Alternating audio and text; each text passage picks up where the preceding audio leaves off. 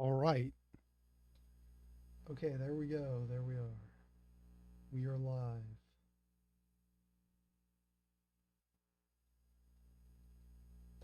Hello.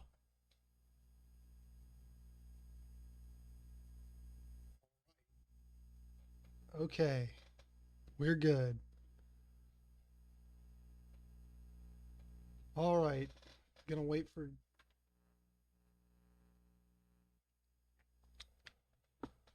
Tough.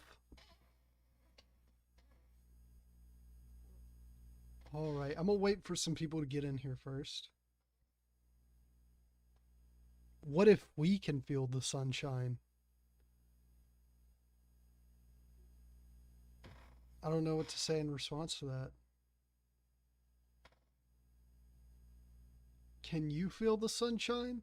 Well, that is the question. And I have the answer.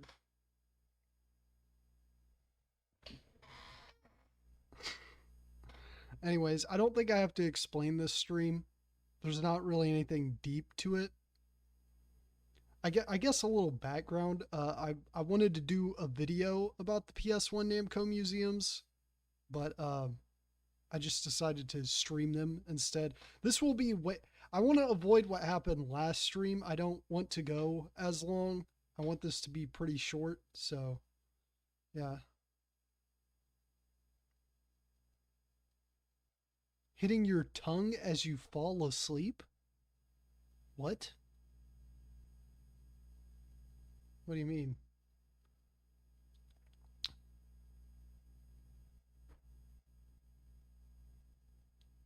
But yeah, that's it. I wanted to do a video on the PS1 Namco Museums. I decided against it, so now I'm just streaming them because I just felt like it, and I was like, why not stream this week?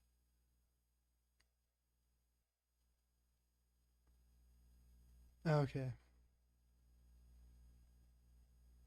I think I'll just start now. Um, yeah. Hello. Let's begin with Namco Museum Volume 1.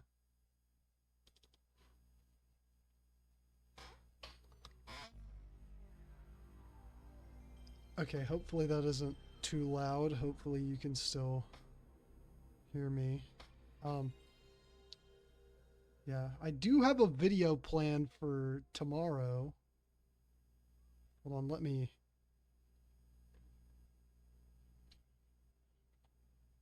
Oh, already got a super chat. I was about to change my. Hold on, we'll let the intro run and then I'll change my setup here. I wasn't entirely set up well for this. Um, let me look. Let me look at what's going on screen. Let me do that. Let me be a good streamer first. It's Pac-Man being chased by the ghosts. Look at his little. I'm not gonna say what his hands look like. There's Pinocchio. There's the fighters from Galaga.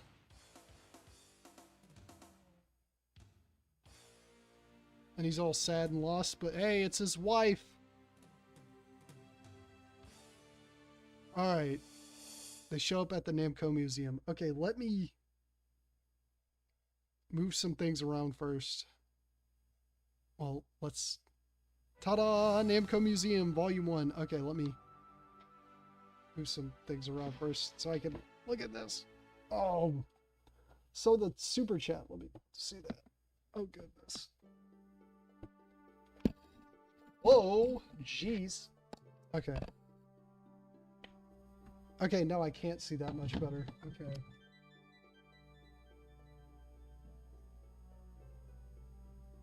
Based and Xevious pilled.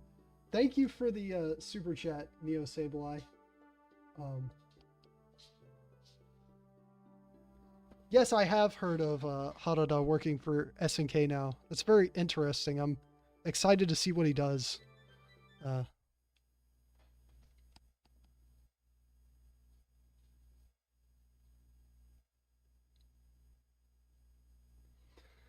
All right.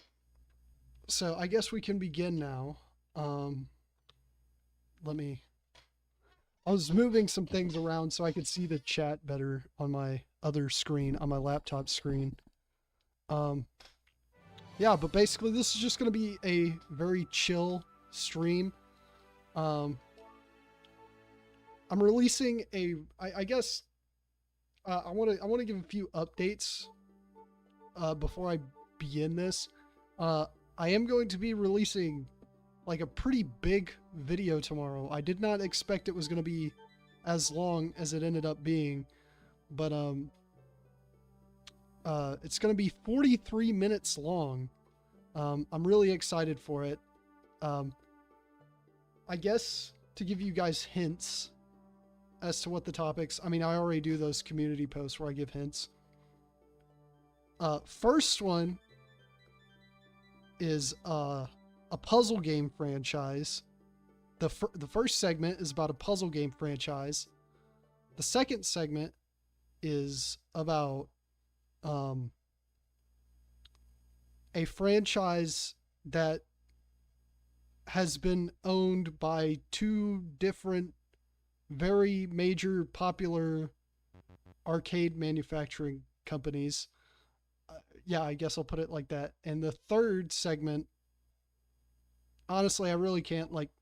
The third segment is games with final in the title. I guess I'll give it. I'll say that. Anyways, the demo started. Let's jump into Namco Museum.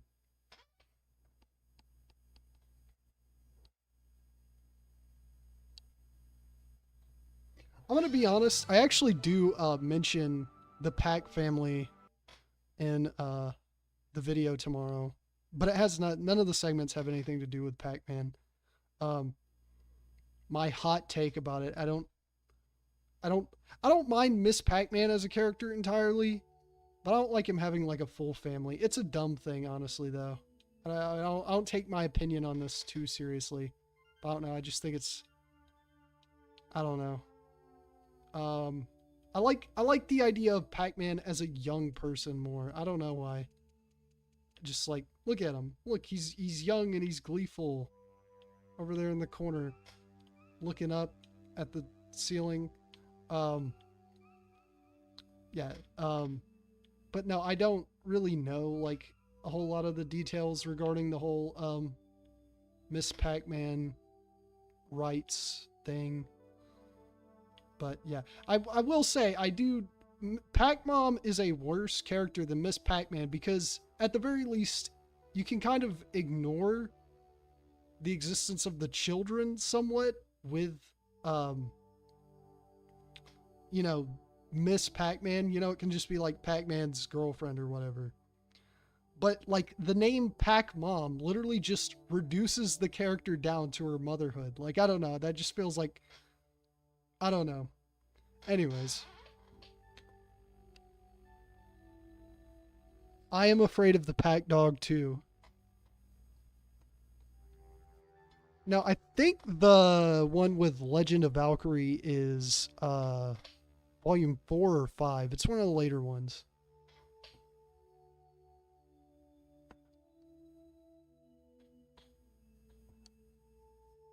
Yeah. Anyways, look. I love the little Pac-Man animations in these games. Look at him. Look at him. He's so happy, and then look at that. Go. Look at that. Look at that. He's like a little kid. Look at that. Look at that. Look at that. Anyways, welcome to the Namco Museum. There are 7 games exhibited within the museum. Change name? No. That's a weird question to ask. That's unrealistic. What?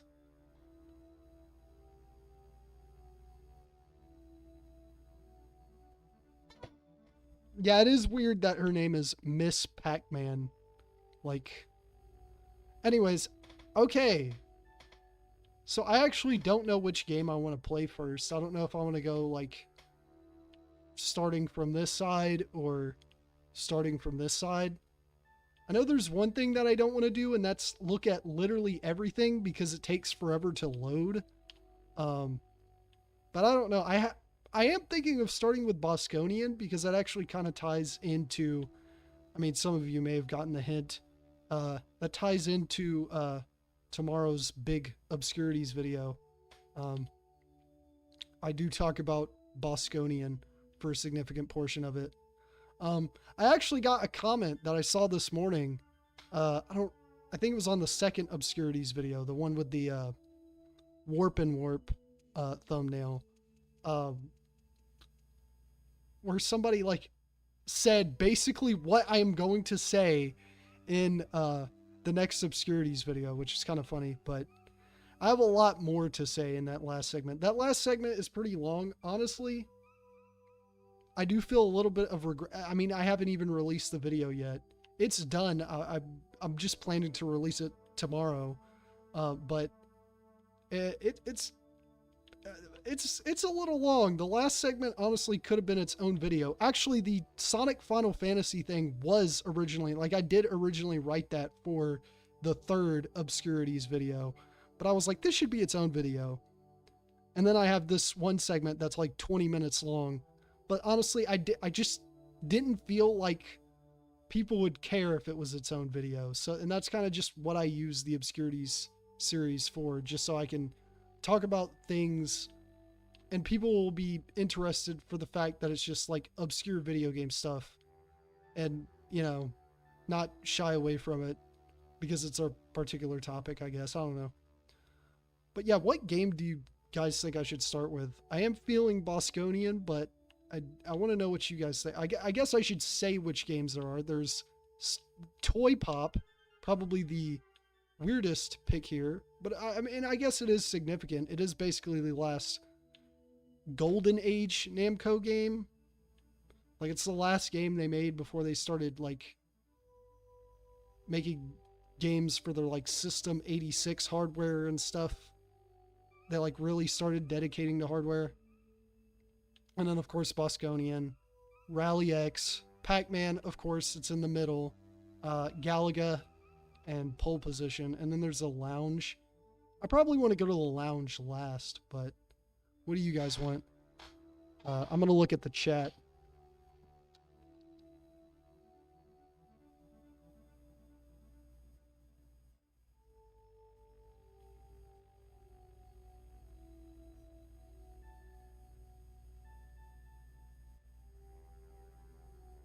I hate Casper on the account that his cartoons aren't funny.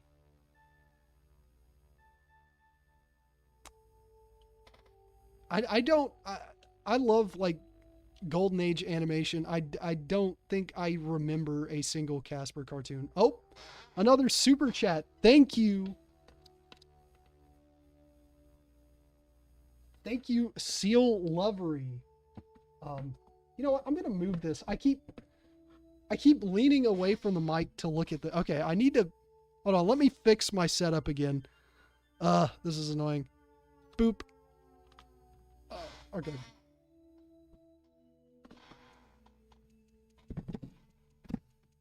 Okay, that is much better. Actually, that's not much better, but that's a little better.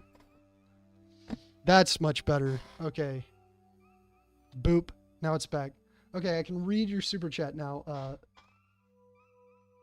Seal Lovery 6236. Mr. Zevius. I'm wanting to make a Tomodachi Life island whose Miis are based off of obscure game characters. Are there any you would recommend? I mean, there's a lot that I could recommend. I guess there's, I don't know why Magical Cat is the first one coming to my mind. Yeah, that's just the first one coming to my mind. Magical Cat.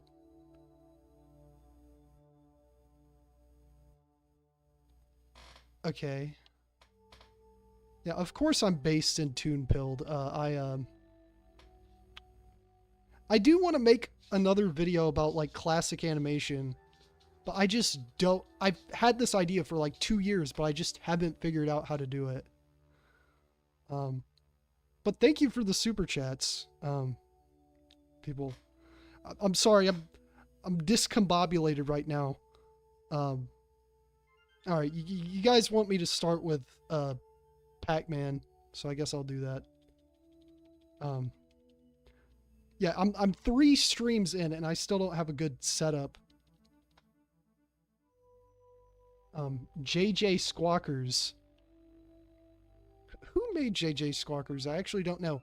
Okay, but before I play Pac-Man, I get also this floor looks like a certain dress, a certain, what was the color? Like black and blue? I don't remember. But let me show you guys why I'm not looking at everything in the museum. All right, let's look at this.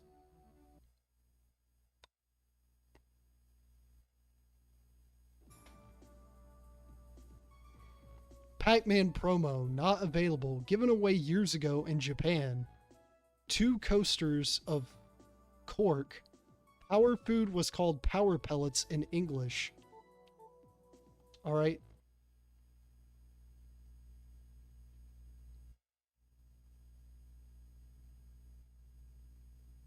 That is why I am not going to look at everything in the museum unless it's interesting. But like, look at all this Pac-Man merchandise. It's really cool. I just don't have the patience for these games to load. Honestly, it would be cool if Namco just re-released these Namco Museums like exactly the same as they were, but like just took advantage of modern hardware to get rid of the loading screens, because they are really bad. This is an early PS1 game too. I think this is like year 1. Like this is like mid 1995. I actually should have looked up when this one came out actually.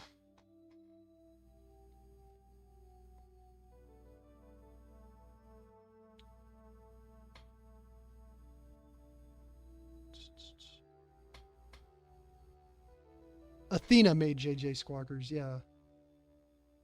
Hold on, let me look up when Namco Museum. And then I'll get into Pac-Man. I have a lot of Pac-Man hot takes, actually. Okay, no, this was like towards the end of the first year of the PlayStation in Japan. It first came out November 22nd, 1995. So this is still like a pretty early PlayStation game, but I think it really shows how much Namco was like committing to the PlayStation though, because I mean, the release, this is like the first big collection of their classic games, really. Actually, I think Namco Classic Collection, the arcade one, released a little before this, but that's like a different thing.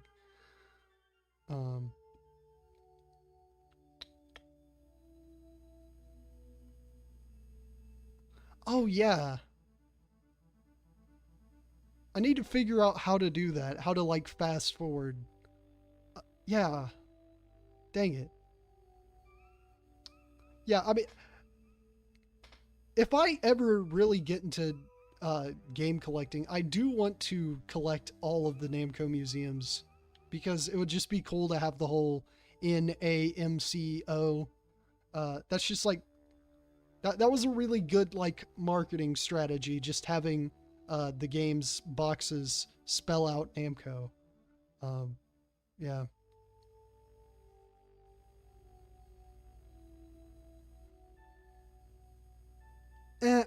I don't really mind when they have old game design docs and don't translate them. I think it would be like annoying. I mean, I guess it would be cool to have text on the side that says, "Oh, the text says this" or whatever. But I mean, if it's like a really detailed document, then yeah, that's pretty hard to do, and I feel like it'd just be more annoying if you translated it. But honestly, yeah, I get it. Like, yeah, it would be like nice to read them. I don't want like the text on the image translated, basically, is what I'm trying to say. Um,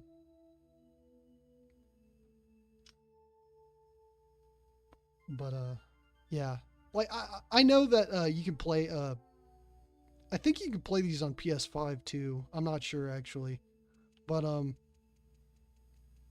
yeah, I just mean like I want like these games just re-released to take advantage of modern hardware. Like I know that's dumb. It would be cool if they made like a new Namco museum with like fancy graphics, but also I think that kind of take away from the charm.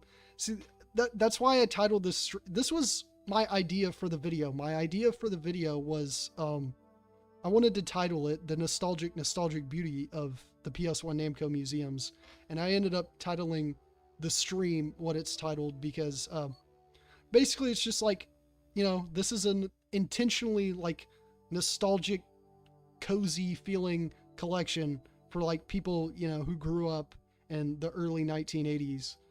And meanwhile, it's like nostalgic for people who grew up with this, you know, it's like two different generations of early video games. You know, this is like an early 3D console game with the museum and stuff, and it's these early 1980s arcade games.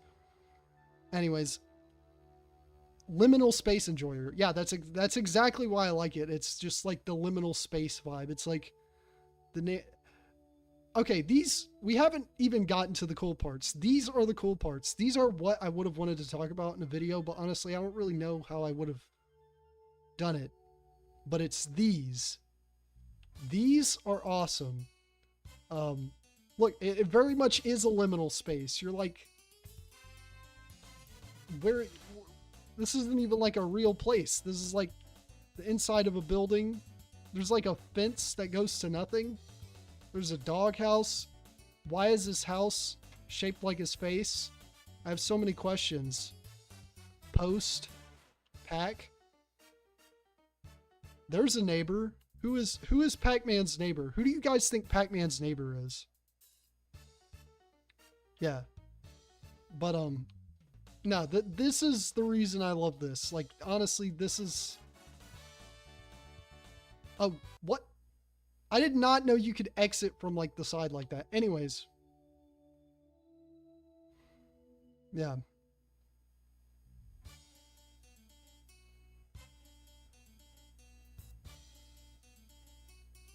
Favorite Sonic fan work? Oh. Ooh, that's a... I haven't really thought about that. It's kind of crazy. I haven't really thought about that. I really like, honestly, I'd say something in the ROM hack scene, like, Sonic Isle of Magnetic Artifacts, or, what's that one? Sonic 1 The Next Level. Those are really good.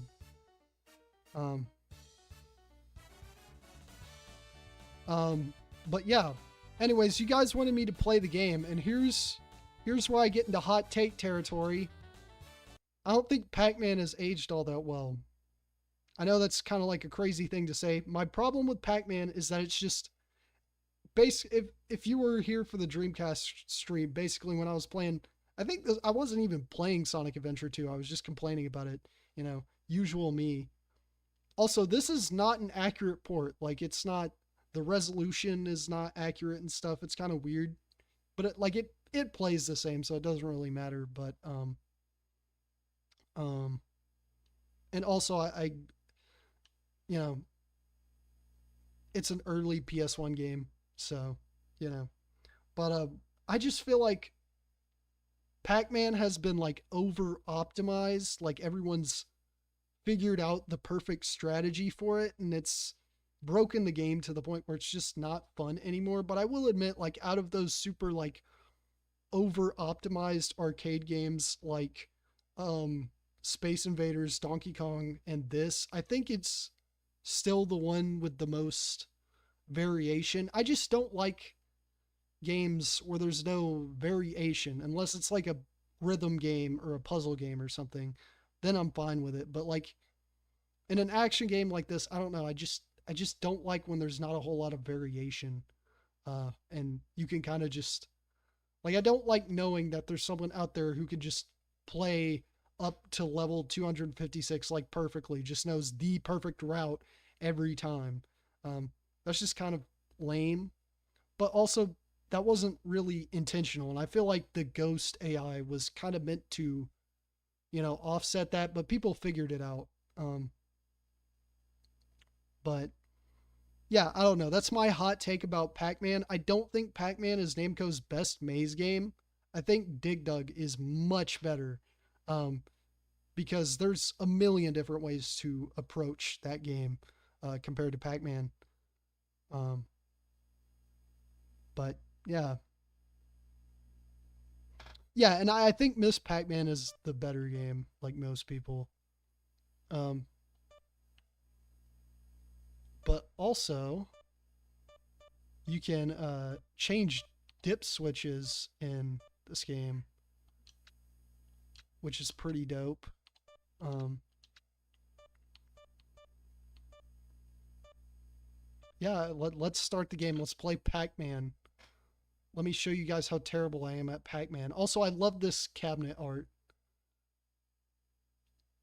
See, I don't know. I like youthful Pac-Man. Like I said, on this cabinet art, he just looks very youthful and fun. I don't know.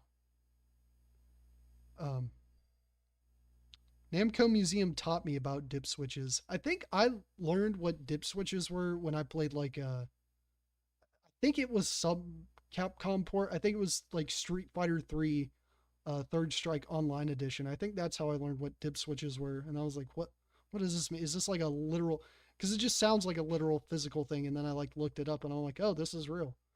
So that's cool. But yeah. Here we go. Alright. Immediately goes for the power pellet. Because I am very bad at this game. Which means all of my criticisms from earlier will be invalid.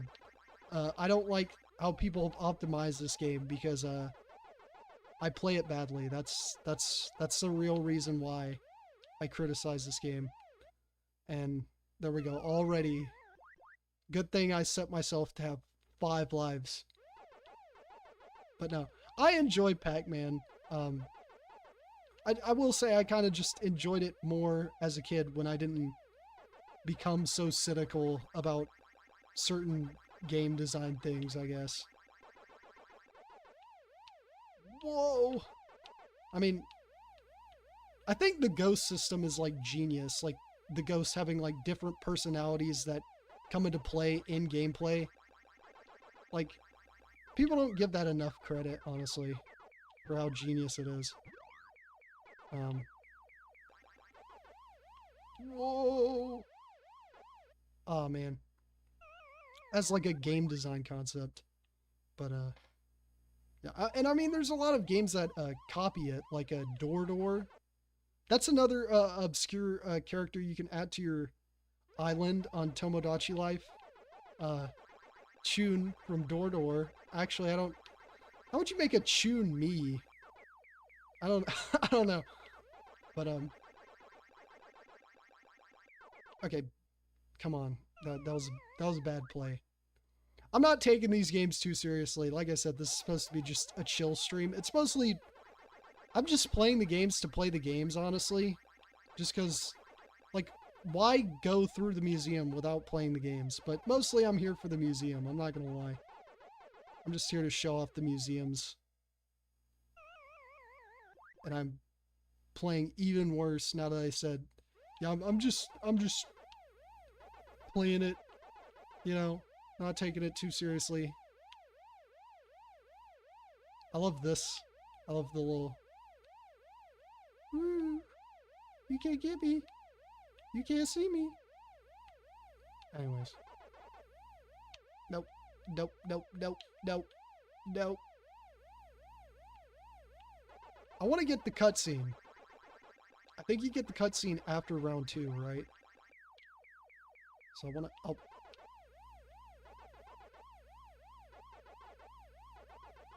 There we go. There it is.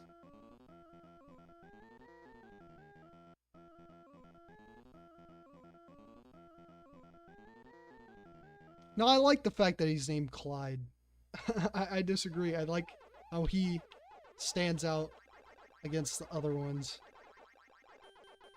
Oh, got an extra life. Got an extend, as they call it. I don't know. I think extend is a funny word. We should bring back the term extend. I mean, it would be funny if, like... I feel like people have settled on the term one-up. you know, but you know, you like see older people talk about video games. They'll say like guy, man, which is funny. Um, I, I prefer the term. Yeah, whatever. Anyways, I don't know what joke I was gonna make there. It was obvious. It was just like, anyways, no, but like um,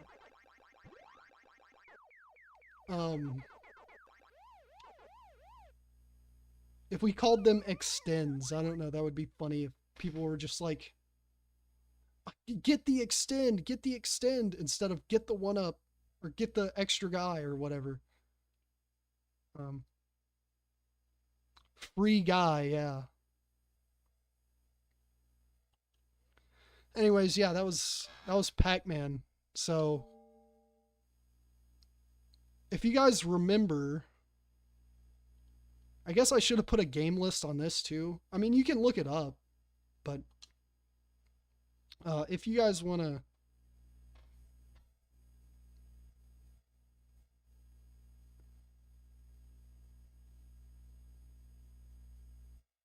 tell me what you want me to play next,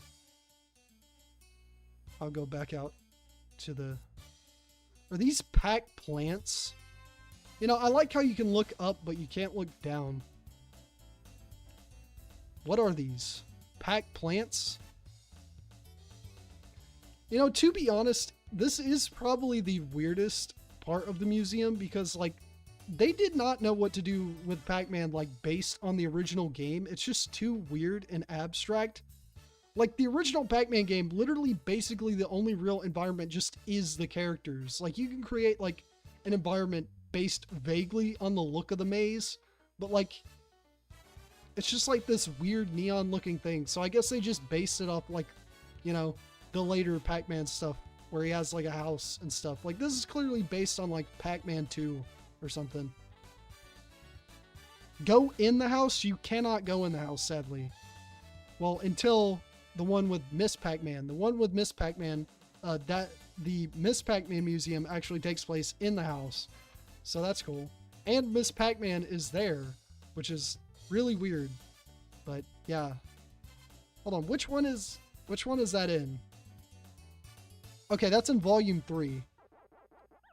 I literally have a Wikipedia page on like another tab where I'm looking at the chat, so I can see which games are on here.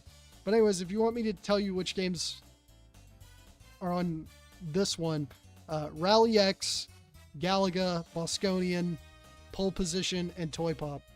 So you guys tell me which one you want me to play next. Now that I've just played Pac-Man.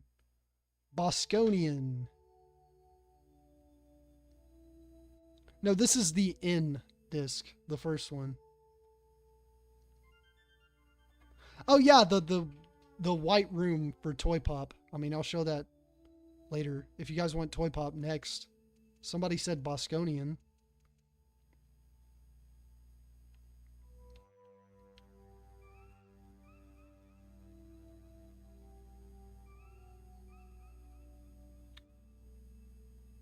Rally X.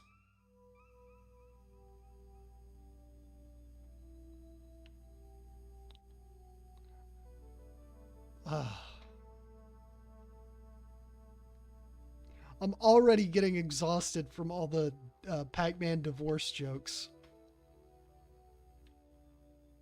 It was funny the first time. I'm joking. Toy Pop. Okay, everyone is giving different answers. I personally wanted to start with Bosconian, but like I also get why everybody wanted me to start with Pac-Man. I'll wait to listen to more answers. Anyways, once again, gonna look around, show the games. Toy Pop, Bosconian, Rally X, Galaga, Pole Position. We're not doing the lounge. Oh, somebody said Toy Poop. Oh, people want me to play Toy Pop. Okay. Circles all the way around to do it. I forgot how, like, janky the controls were in the museums. Okay, there's like a delay or something. What happened? Okay. That was weird. Felt like there was a delay. Anyways, Toy Pop. Let me show you guys the crappy Toy Pop room. Also, once again, I'm not showing you guys any of this. Like look here. You can enjoy it by looking at this pixelated thing. I don't know what it is, but you can look at it. There it is. I'm not pressing X. I'm just moving on because I'm not waiting for that loading screen, and I'm too lazy to figure out how to fast forward. So, anyways, here's the Toy Pop room. You know what? I am familiar with all the rooms in the PS1 Namco Museums, and yeah, this one might be the worst one. Like, it might hold the title as the worst one. It is just a white room. To be fair, you know, this little reflection effect is kind of cool. Not really, though, because it's very obvious how they did it. It's just a separate model. But yeah, nothing around, just pure white. Yeah. And then they have this little machine here with the characters. I know one's supposed to be Pinocchio. I don't remember what the girl's name is. But yeah, Toy Pop.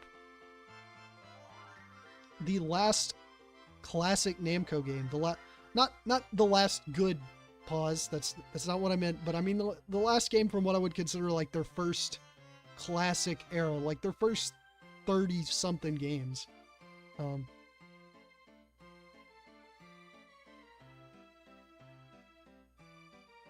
But yeah, this room is probably the worst room in all of Namco Museums. So yeah, this is the biggest liminal space of them all, honestly. But yeah, we'll play the game now. Look, I want to play the game. I want to play the game. I want to play the game. Shut up, Pac-Man. I'm not letting you play the game. Hey, you want to play the game, Pac-Man? Look. It's a game. I want to play the game. I want to play Toy Pop. No, Pac-Man. It's the game. It's the game. Let me. Nope. Okay. Well, just let him play the game.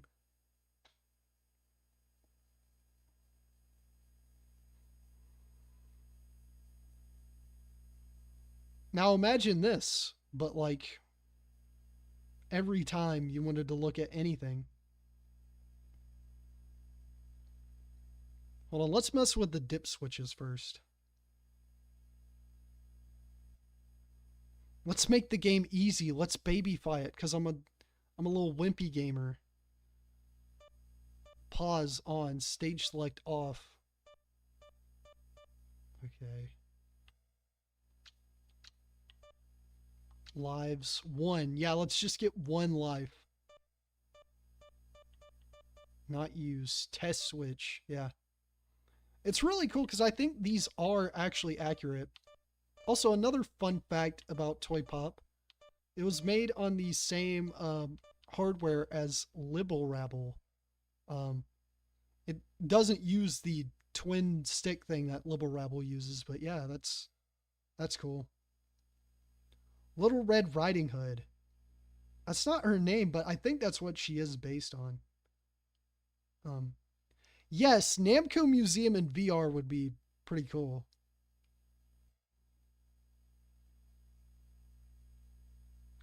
What would you say are all the games in Namco's classic era? Okay, I'd say it kind of starts with them beginning to release arcade video games in general. But it kind of more so starts with the release of Galaxian. Hold on, let me look. I'd basically say like it's all of their games up until they started they created the System 86 hardware. I feel like that's a good delineation point because that's when they started like dedicating to one singular piece of hardware. I guess that list though, hold on, I have a list in front of me. That would go like GB, Bombi, Galaxian, SOS, QDQ, Rally X, Navarone, Kaite, Takara, Sagashi, Pac-Man, King and Balloon, Tank Battalion, New Rally X, Warp and Warp, Galaga, Bosconian, Dig Dug, Pole Position, Super Pac-Man, Devious with an X, Mappy, Pack and Pal, Fozone, um, Libble Rabble, Pole Position 2, Ga Plus, The Tower of Druaga, Pac-Land, Grobda or Grobda or whatever, Super Devious with an X, Dragon Buster, Dig Dug 2, Metro Cross, Baraduke, Motos, Sky Kid, and Toy Pop. And then Sky Kid was like remade like right after on the System 86 hardware.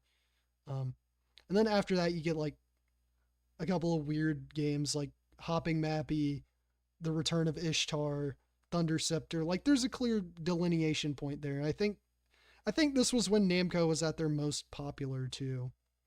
I feel like they were at their most popular earlier. Like I feel like they were more popular like later in Japan, but they were more popular like, or at least their games were, since they didn't, you know, their games were more popular like earlier outside of Japan, but like in Japan, I think their games were like more popular like later in the later half.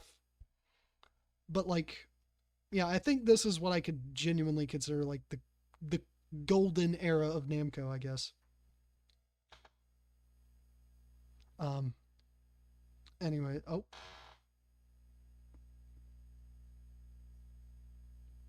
okay, one up comes from just like one player in arcade games, like one player, two player, and they'd say up, they'd put like a U instead of player. I actually don't know what the U is for. Um, I know Sega had the Mega Drive and Genesis Classics available in VR. I actually didn't know that. That's cool though. Oh yeah, Namco actually had the patent on games where you could unlike games during loading screens, and they'd put some of their old arcade games into loading screens. Unfortunately, they didn't do that for any of these, but you know, kind of makes sense because it's a collection of games. So you know,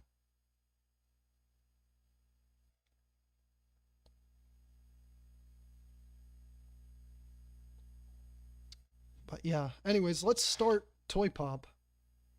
Unidentified player because you write your names. But I mean, it's called that the whole time though. I don't know. Anyways, Toy Pop. There they are. It's Pinocchio and Little Red Riding Hood. And what are their actual names? Pino only. Pino and Acha. Yeah, I don't know why she's named Acha. Maybe somebody could explain that reference to me. Anyway, so this game's weird. You open doors. You open door. Um with hearts that you get from bottles as Pinocchio and Little Red Riding Hood. It is a very weird game. Um, the door is not open. Even though it looks open, it is not open. And, you know, being on Libble Rabble hardware, it actually does have a lot of similarities to Libble Rabble. Like, I don't know, the... Whoa. Also, I think Pinocchio can be stripped of his clothes, kind of like Arthur from Ghosts and Goblins. Kind of interesting. Oh yeah, there's also that. You can get punched in the face. Um, honestly, the Toy Pop is a weird game. Oh no.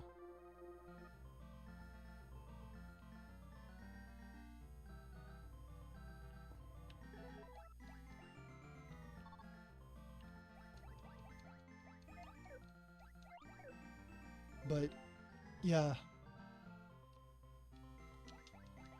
it has a very, I don't, video games at this time like really recognized that they were like in an early phase, like early animation. So a lot of them like take influence from like golden age animation.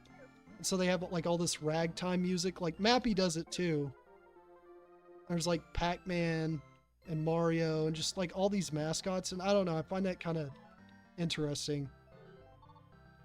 I don't know. I've thought of making a video about it because, you know, I'm a early animation freak, but yeah. Ah, the cars. What? No, Pinocchio. It's the tank from Battle City. Actually, it might be. Another fun fact about like Golden Age Namco. What's his name? Hiroshi Ono or Dot Man, the graphic designer. He did like the graphics for like most of the Golden Age Namco games. I think he did. He definitely did this one. But that's a huge part of the reason why Namco has like one of the most consistent like brand identities, because so many of their early games just had art done by the same person. Also, Bomberman? Actually, this came out after Bomberman, so that's interesting to think about.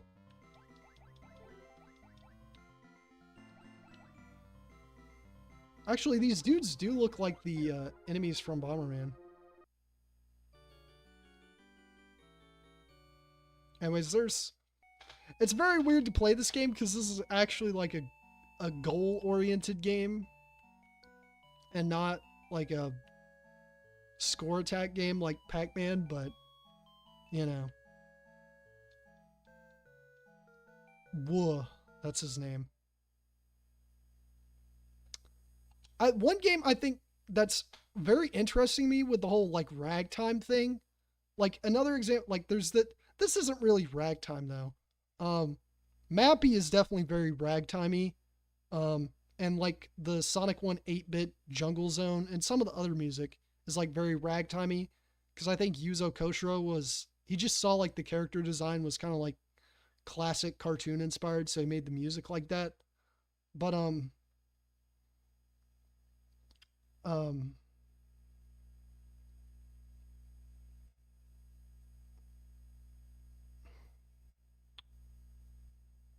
uh, I drew a blank there. No, what I wanted to talk about was a Doki Doki Panic. Um, like it uses that ragtime music, but it's not like it feels more fitting for Mario, which I don't know, is very weird to me because you know I don't know. Um, like the characters, the Yume Kojo characters are not like classic cartoon characters, so it just feels like it fits Mario better in a weird way. But like the overworld music is like very that is the most clearly like ragtime video game song, you know.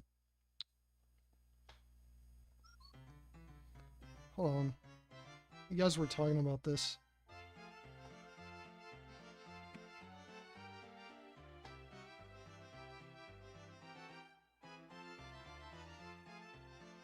Yeah, it's Aka, not Acha. I don't know.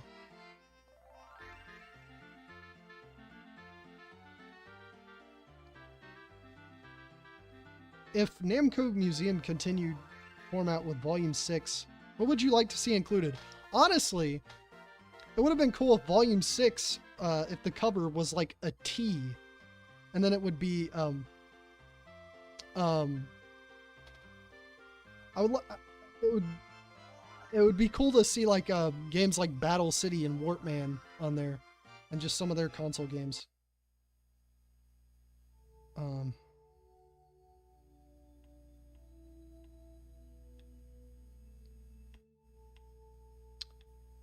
yeah. Everyone, Neon Konomi, all of you, every one of your chat comments, you always like gotta put an asterisk after them because you always forget to type something. I don't know, it's funny. Um, yeah, an international vibe for Yume Kojo. Yeah, I get that. Um, I don't know. I love Pac-Man has like a bunch of different like idle animations in this game. I haven't seen like them all. Um, but yeah, no, about like Phelios and Burning Force and Splatterhouse. I mean, honestly, don't all of those games have arcade archive ports right now, right? Even then, one thing that's like weirdly interesting to me is like even the Donkey Kong Country games feel very like classic animation. Even though, you know, there's like more dialogue than there were in like other um like Mario franchise games than before. And I don't know, it's like, oh, we're early, you know, that was a weird trend, you know, early CG animation kind of being like golden, like early silent animation, like the uh what is it? Andre and Wally B. Like that is very much like inspired by like that rubber hose animation like that. But yeah. Let's not bring back that whole Miyamoto hated Donkey Kong Country thing. Let's not do that. Let's not do that. I've actually thought of covering that. And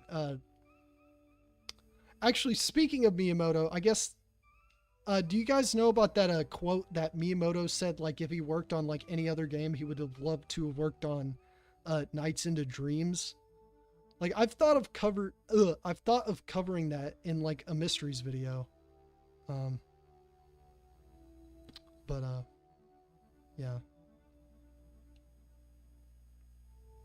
Because it's like not known where that quote came from.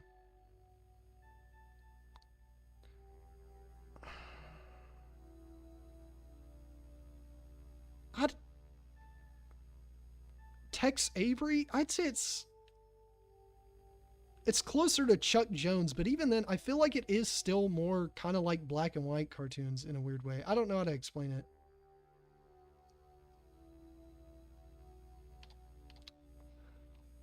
I mean, yeah, most arcade archive versions of. I mean, I don't know. Anyways, what game do you guys want me to play next? We played Pac-Man. We played Toy Pop. Honestly, I have 4, so I could turn it into a poll, but I'm too lazy. You guys want Bosconian, Rally X, Galaga, or pole position?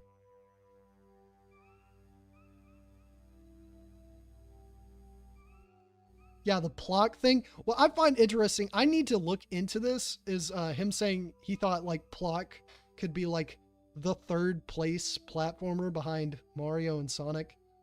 That's interesting if he said that. Like, once again, like the Nights into Dreams thing, I don't actually know if that's. I mean, I know for a fact we cannot find a source of that Nights into Dreams quote, so it's probably not real. It was probably made up. It's just a matter of who made that up and why. But I don't know.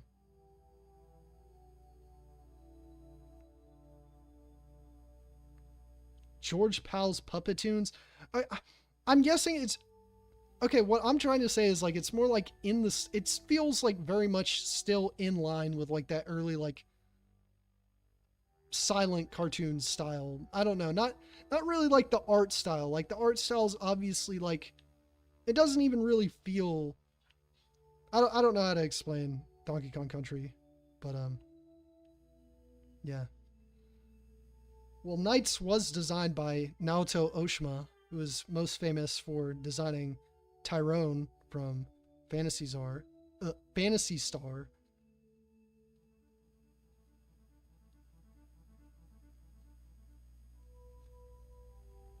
Yeah, it is weird that they waited until Volume 3 to add Dig Dug, but I feel like they wanted to like space out the classic titles. But I mean, the like super well-known classic titles, but at the same time, they have both Pac-Man and Galaga in this first one, so I don't know. The sauce, the sauce for Miyamoto's quotes regarding Sonic Team stuff. But yeah, what game do you guys want me to play next? Galaga or Pole Position or Rally X or Bosconian? Star Fox is like Thunderbirds. Yeah, that's a clear influence everybody knows. I don't know how to feel about those new Star Fox designs. They're not the worst thing ever. I feel like we've been like so desensitized to like horrible character designs, but like they're not ideal, I guess. I guess it's the same way I feel about like a lot of character designs, honestly. Like they're not bad, they're just not ideal, you know?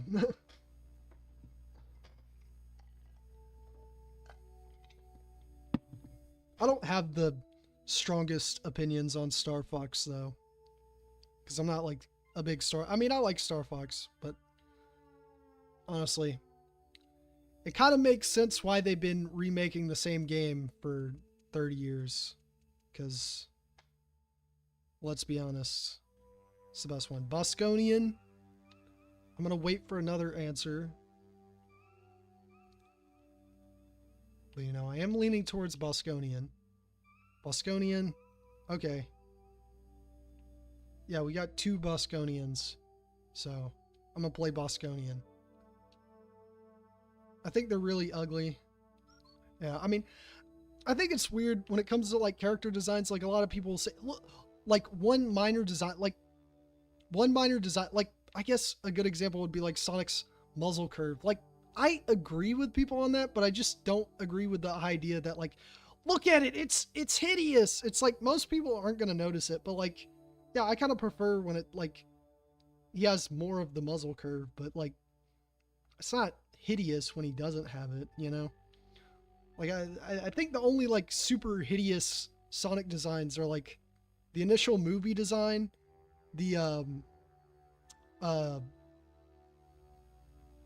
some of the Ken Penders art, and the freaking Sonic 06 design. I am like the biggest hater of the art direction of Sonic 06. Like people always bring up, oh, the realistic humans look so out of place.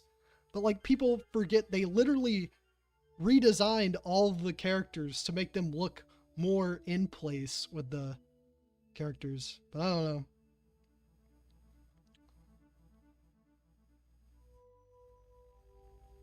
Um,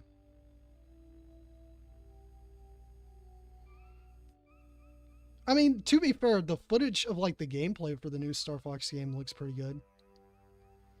Hey, and we're playing Namco Museum. Namco worked on Star Fox Assault. There's our Namco Star Fox connection.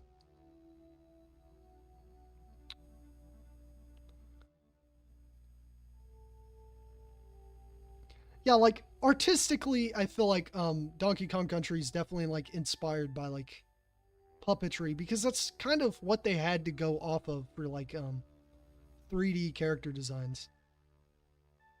But yeah, no, I've yeah. The brow ridge, like the raised brow, yeah, I don't like that either. Honestly, to be fair though, he did have it on the Sonic 1 title screen, which is kind of weird because he doesn't have that anywhere else. Honestly, I don't mind the long quills that much, but I don't like how like wiggly and like gross and like tendrily they are. Okay, Sonic Man is a great character design though. He's a dude in a Sonic costume. Sonic, I actually don't really dislike most of the NPCs or the NPC stuff. Like, okay, obviously art direction, but like I don't mind the characters themselves, honestly. Even though like I hate the story of that. And yes, Star Fox Assault includes Devious with an X. But feels kind of glam rock. Like yeah, I guess I can see it. But yeah, I like honestly, if Sonic 06 didn't have a main story and it just had the NPCs, the NPC part be the story, honestly, I could look past like any other flaw, honestly. And I think most people could too, honestly. Like I'm not gonna lie. All right, here, this is also kind of an ugly room. I won't lie. They definitely get more ambitious with the later ones, but yeah, we got a Bosconian base, and then very, very warbly, wobbly, mapped textures. But, yeah. I mean, I feel like it would be a bit much if Star Fox had Starblade as an unlockable, but yeah, that is a lot closer to something like Star Fox. But honestly, you could insert any of those games. They're like, any of the Galaxian 3 games, or, like, Solvaloo. But, yeah. Yeah, we're just floating in space in this one. And there's not really much interesting here except for the Bosconian base. I don't know, I feel like I should save some of the footage from this stream and do a video like ranking all the museums, but I don't know if anybody would watch that. And I don't know what I would call it since I kind of cannibalized the title I had planned for this stream, but yeah. Anyways, I'm sorry. I'm gonna get off this screen right now because yeah, it's which is uglier, Mango SVCR? Is it Mango's VCR? Is it the Bosconian Museum or is it the Sonic 06 Sonic Design?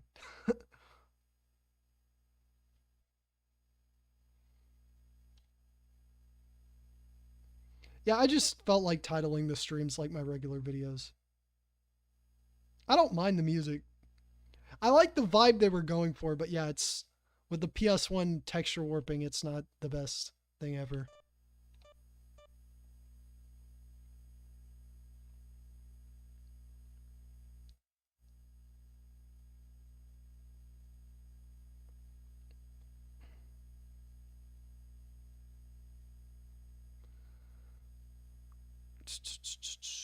Mango's VCR.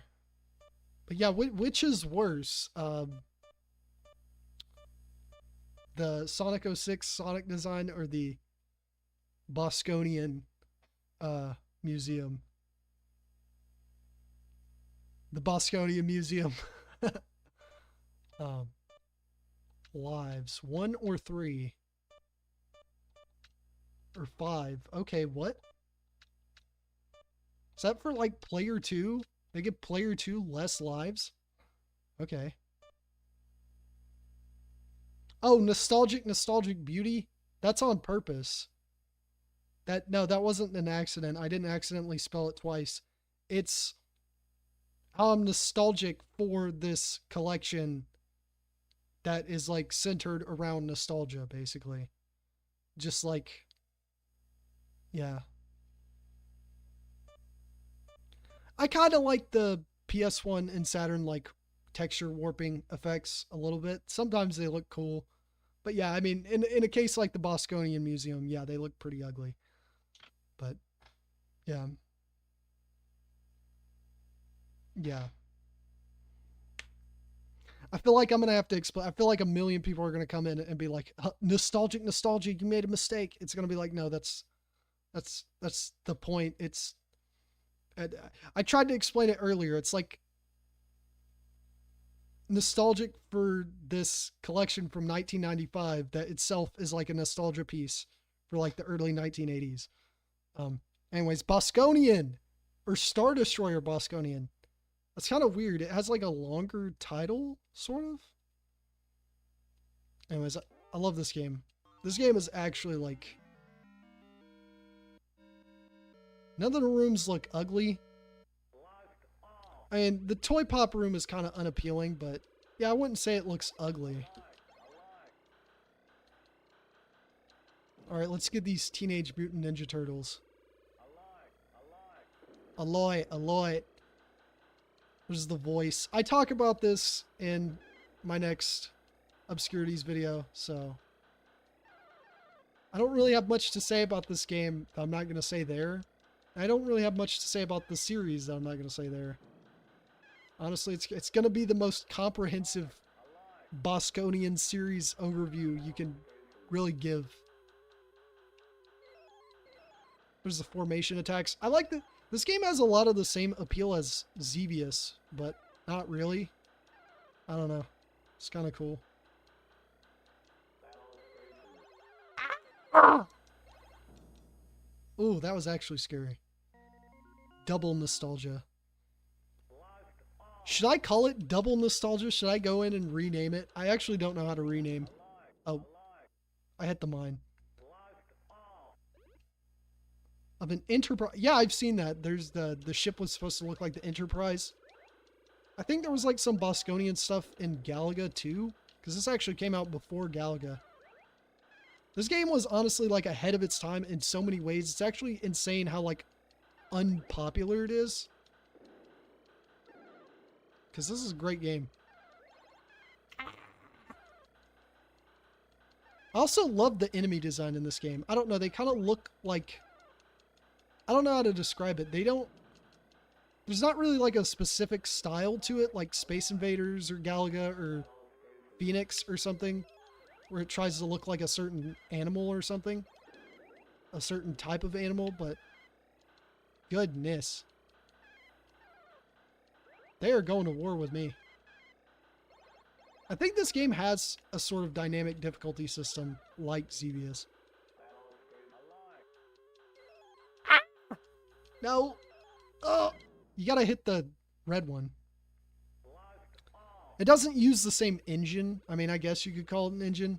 It uses the same hardware. I do mention that, honestly, if I had to say what my favorite Namco hardware is, just for like the games, honestly, that's a whole conversation we could get into. Like, after I'm trying to not die. Like, I love Bosconians. It's a pretty hard game though. But I think my favorite Namco hardware is the Galaga hardware, because it has banger after banger. It has Galaga, Bosconian, Dig Dug, and Xevious and Super Xevious. Like, it is literally, like, wow. Like, revolutionary game after revolutionary game. And just great game after great game, too. Like, that's insane. Those are the only games built on the Galaga hardware. Actually, I think this game came out after Galaga. I don't know. I could be wrong.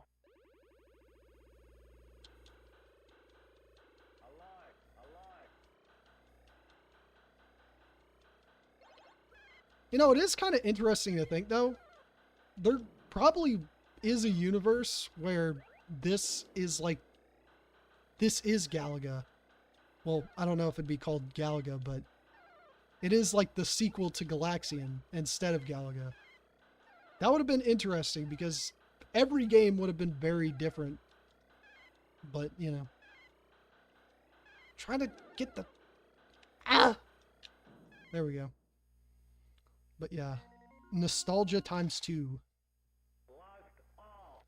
Nostalgia squared.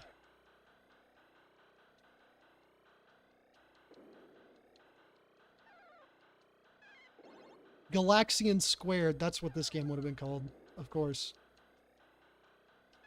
Alright. I love this particular stage. It's weird. They had like actual level design in this game from 1981. Like, it's weird. But look at this. Look at this. Boom. Boom. Boom. Like, that's fun. Oh, crap. Oh, Jesus. Oh, Jesus. Alright. Okay, here we go. Okay. Okay. Okay. But yeah, it kind of makes me sad when I hear people say, like, oh, this game's like Sinistar. This game's like Asteroids. This game's like... I mean, to be fair, Asteroids did come first, but... Condition Red. They are coming after me, dude. Condition Red. Pac-Land hardware for me. Metrocross, Dragon Buster, Sky Kid, Barduke. Yeah, that's really good. Also, it's Neon Konomi, right? You're the one making the Genesis iceberg, right? I've actually really been anticipating that. Um, once again, you guys can post whatever you want. I mean, not whatever you want, but I think you guys know better. You can post whatever you want on my community tab. It's fine. Okay, I'm going to get these. I don't know why I'm having such a hard time with this stage in particular. This round of Bosconian, the 1981 Namco Classic. Ah! But yeah. Nostalgia, bruh. Anyways, that's actually funny. Anyways, you already know what I'm gonna do. You already know. You already know. But yeah, no, back on the hardware thing. Like, what's my favorite hardware? Capcom is easy. It's CPS2. Yeah, I hope to stream a little bit more. Last stream didn't go so well, but also, yeah, this is the first Namco game with continues. I don't want to continue though. I just wanted to play it for a little bit. But yeah, last stream didn't go so great. It kind of started off weak and then put me in a bad mood for the rest of the stream. But now I'm having a good time with this one. I enjoy doing this.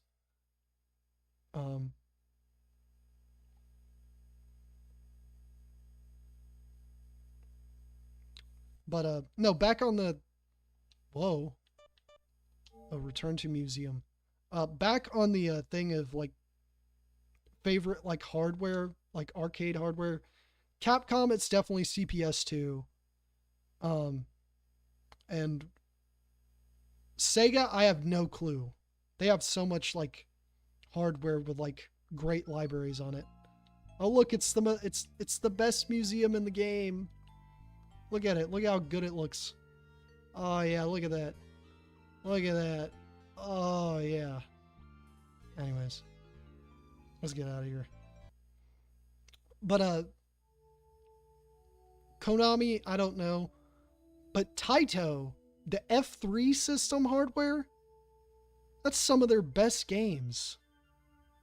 Just look up Taito F3 system hardware, like the games list. It is insane. It is insane the bangers they have on there. Anyways, what game do you guys want me to play next?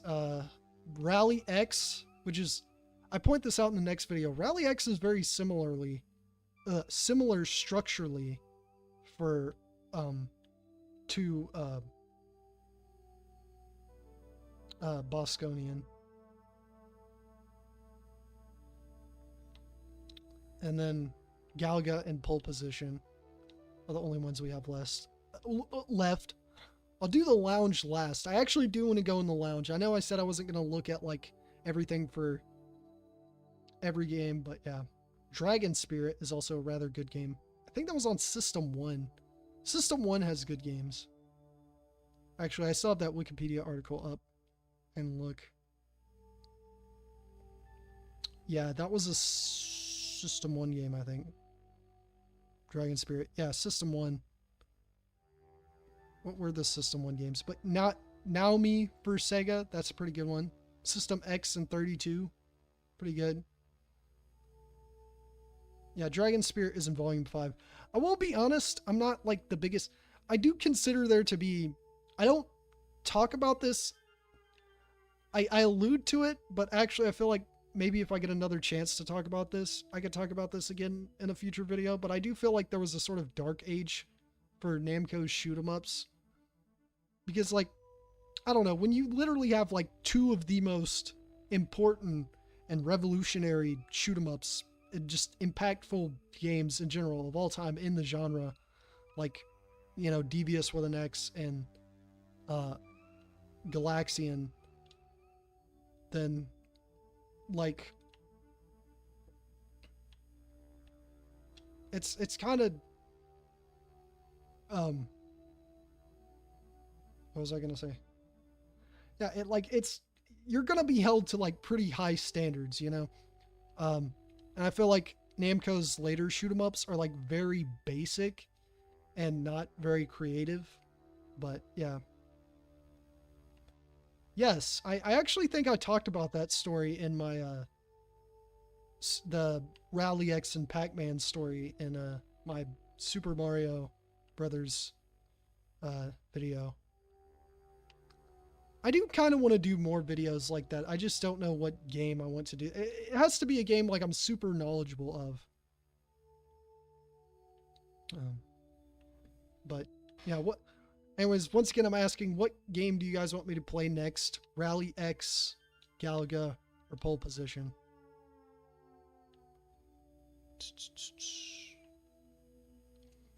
But I'm gonna look while I'm waiting for you guys to respond. I'm gonna look back at the see what games were on System 1 hardware.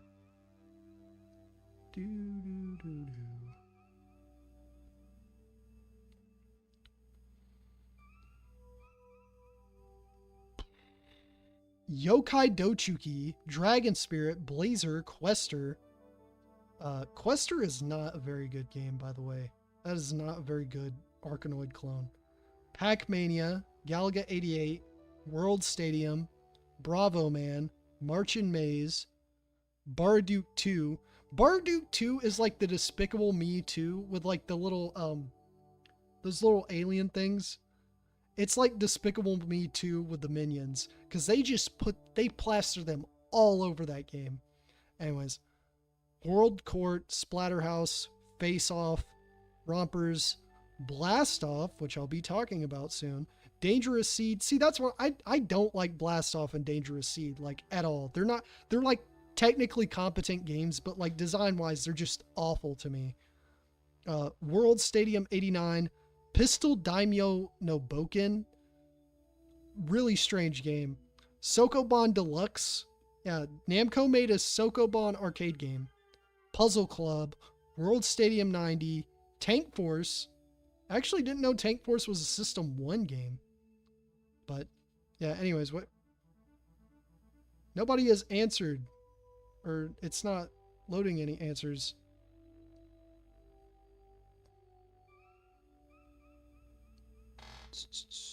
Oh, okay. It took a while for them to load, I guess.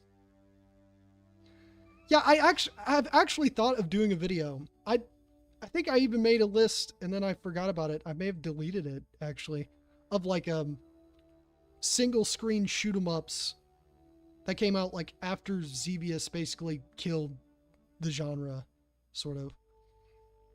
But I mean, they still existed. There were games like Repulse. I'm your friendo. Yeah, those guys. Pole Position.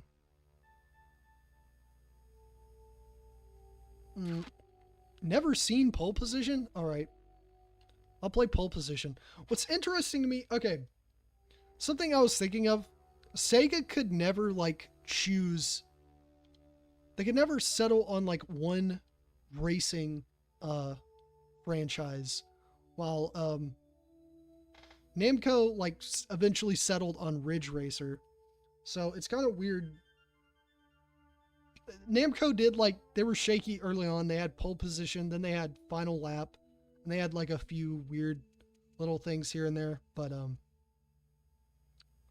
yeah. I've said before, and I am planning to maybe say in a future video, getting into why I don't really like a whole lot of early racing games with fake 3D. But yeah, I'm not the biggest fan of Pole Position. I definitely prefer like Ridge Racer and stuff. But anyways, look at the crowd. Look at this lovely Katamari Damacy crowd. This is a prequel to Katamari Damacy.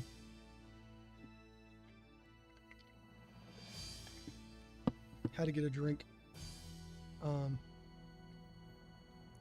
Powered by Namco. Challenge of the Sonic. The something maker, the H something maker, powered by Namco. PS Ver. Yeah, I think that's funny. PS Ver. Were they like planning to release like this particular game on like other consoles?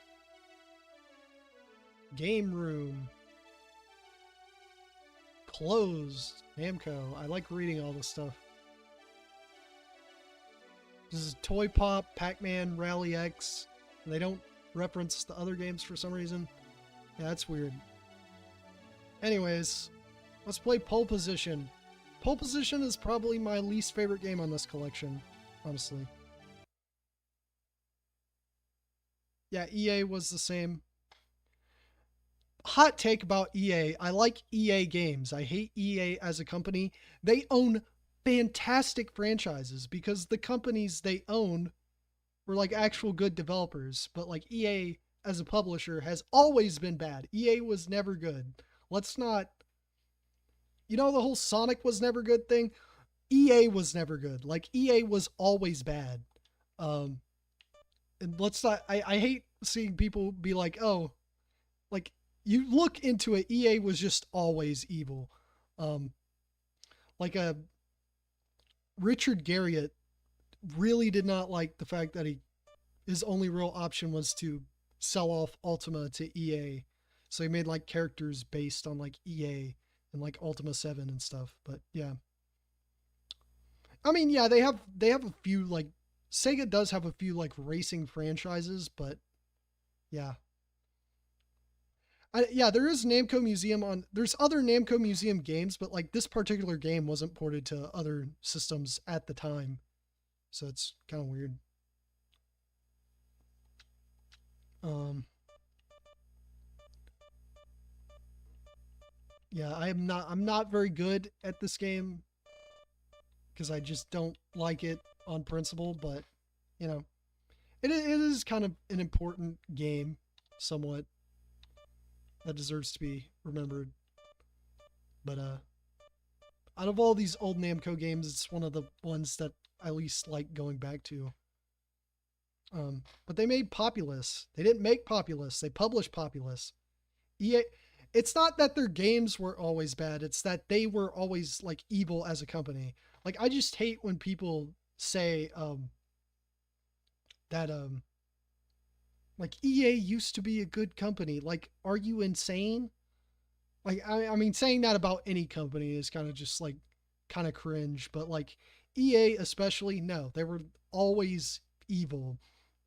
They definitely gotten more evil, but like they were always like one of the most evil companies in gaming.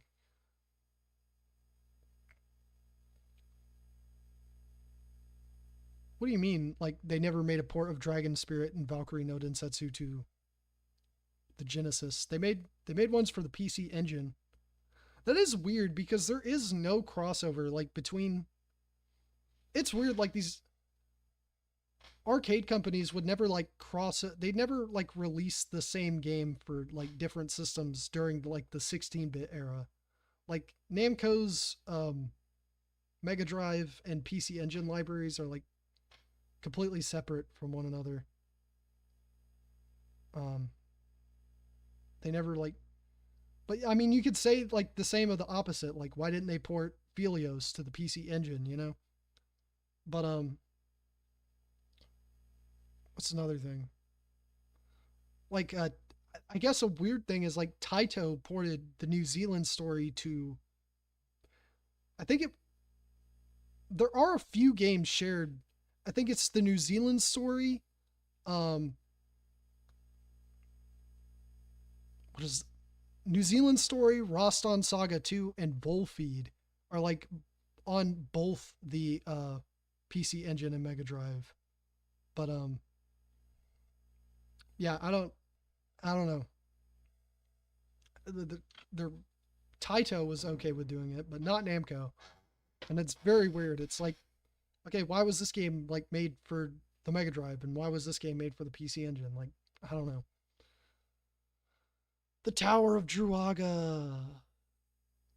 Wait, I think this is based on Pole Position 2. Then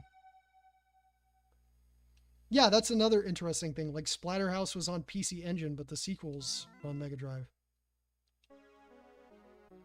Pole Position with its horrible controls.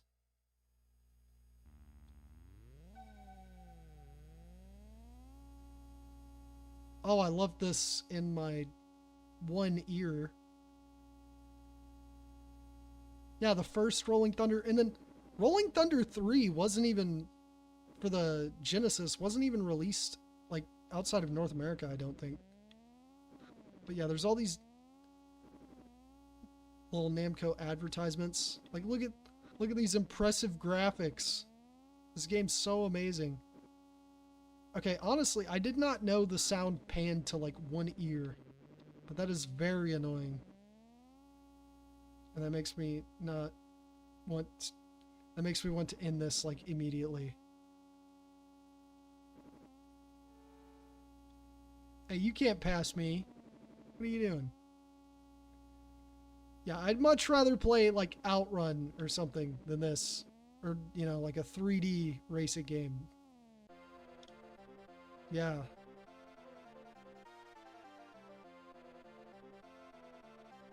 Yeah. I hope you guys had fun watching the worst pole position gameplay. Yeah. That was one I kind of just played just because it's part of the... I don't like pole position. It's definitely my least favorite. I don't know how... At the end of this, I should rank these games, honestly.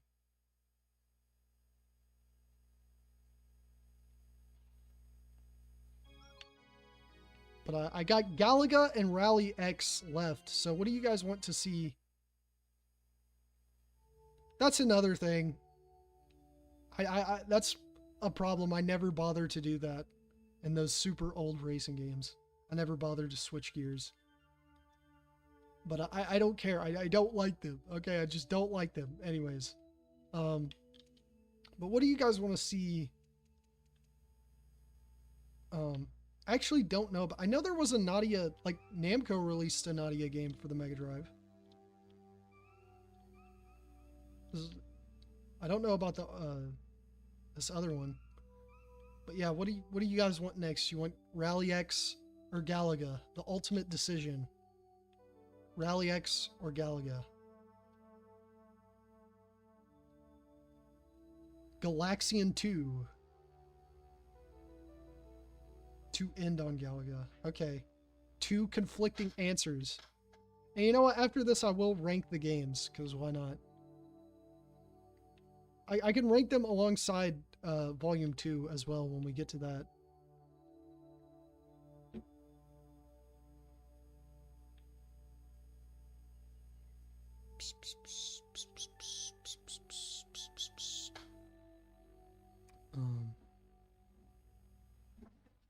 Rally X or Galaga? Rally X or Galaga? Rally X or Galaga? Galaga or Rally X? Galaga or Rally X?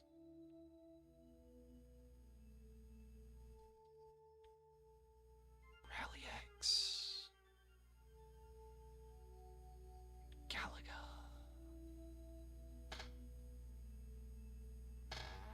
Rally X or Galaga? Galaga or Rally X?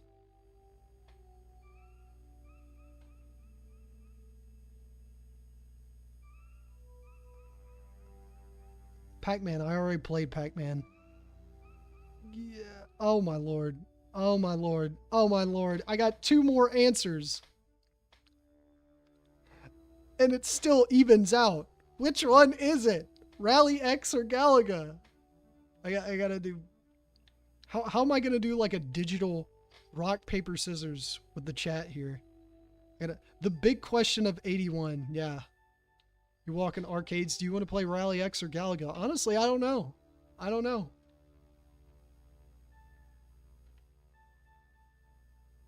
Galaga. Somebody said Galaga, so we're doing Galaga. And we'll end on Rally X. So sorry to that person who said they wanted to end on Galaga, but yeah, we're going straight to Galaga, baby. All right. This is the best museum in the game, easily, I think. So, yeah, it kind of somewhat is a shame that we didn't end on this. Uh, that's weird. I also love the music for this one, but you get to see the two pilots, which makes no sense because they're two completely separate ships. They're not like one connected ship, but whatever. I think it would be cool if, like, you know, one of the pilot chairs was like in front of the arcade machine, but you know, this is very Star Trek-y, weirdly, even though Galaga is honestly more Star Wars. But yeah, let's play Galaga. Great game, classic game. I do think it's funny. I got like comments on the first Obscurities video when I'm talking about like Galaxian and stuff, and how I think like it's Galaga doesn't replace it. And then I was like, of course, I think Galaga's a better game. And I still got comments anyways. It's like, what is this Galaga slander? It's like, dude, that's kind of wild. Like, I hate Galaga because I wasn't putting another game down to lift it up, you know?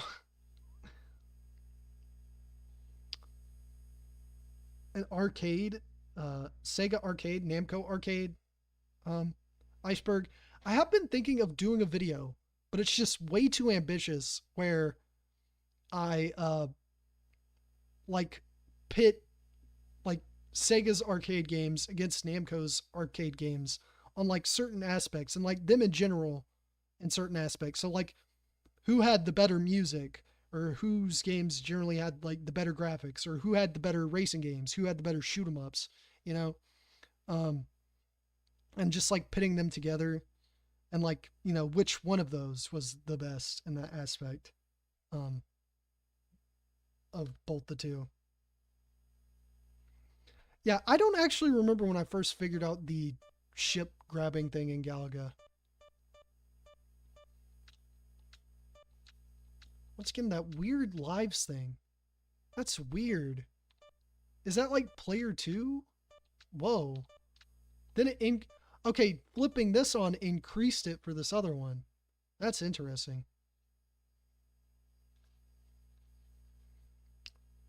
Oh yeah, they look like the ones from Galaxian 3. What is this Galaga slander, bro? You say Galaga is oh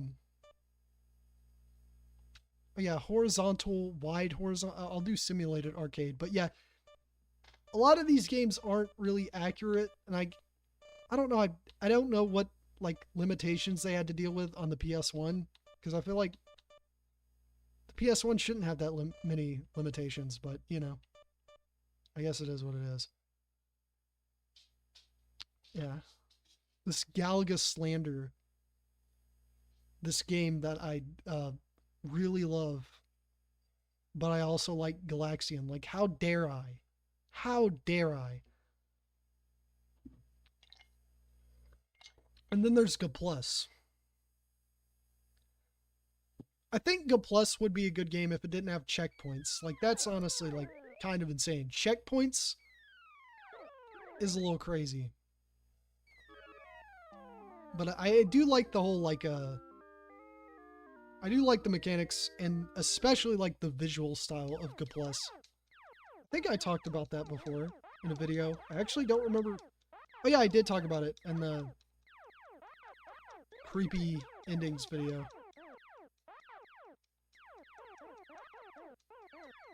Sorry, you guys aren't going to get the most cracked gameplay of Galaga. So I was actually testing this before I streamed this. I used Galaga as my test game. I got to like round 6. I did not know I was that good at Galaga. Yep, I hate Galaga, guys.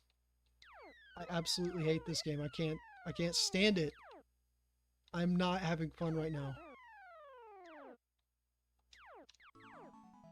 It's Galaga and Sonic Adventure 2.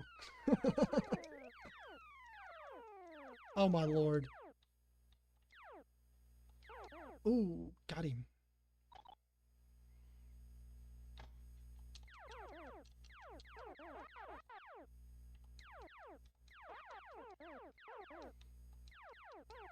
Yeah, I don't know. If these games came out later, I feel like if like Namco Museums started later, I feel like they would have fixed a lot of the kinks with the porting jobs. But honestly, they play perfectly fine. This and Pac-Man play well. Even if they're not entirely accurate. Oh yeah, I guess there's that thing. I did hear about the HAL laboratory. Oh my god, I'm already... Oh, I'm butchering this. Because I was talking.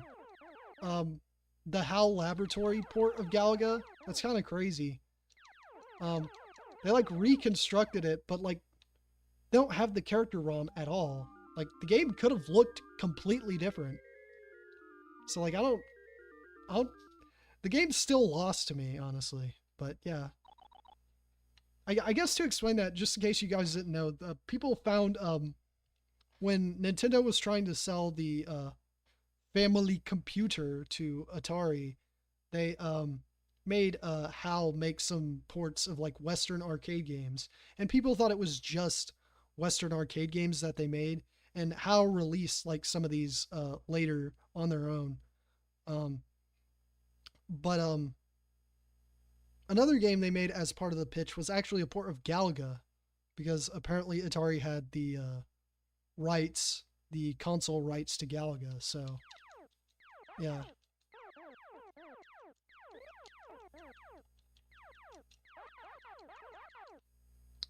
What's interesting to me is Namco has only made one numbered Ridge Racer game since the merger with Bandai, which is kind of crazy.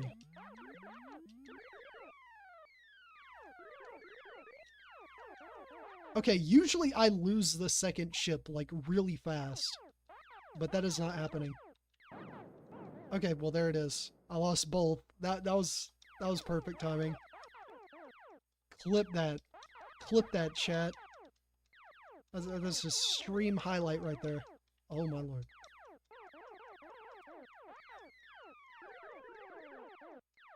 Ooh.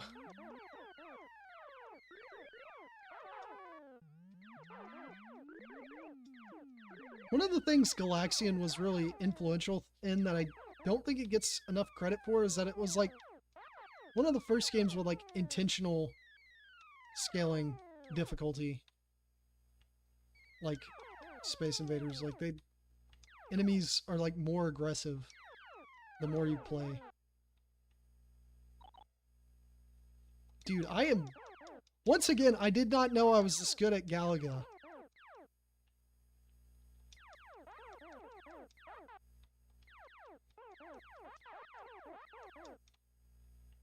You know, let me ask the stupidest question of all time. The absolute stupidest question of all time. What would you guys like to see in a Galaga movie? Like a Galaga Hollywood film? You know what? Let's try for this again. He was cracked. I don't know. That's a funny word to me, cracked. Like, both the old meaning of like being good at something and the new meaning.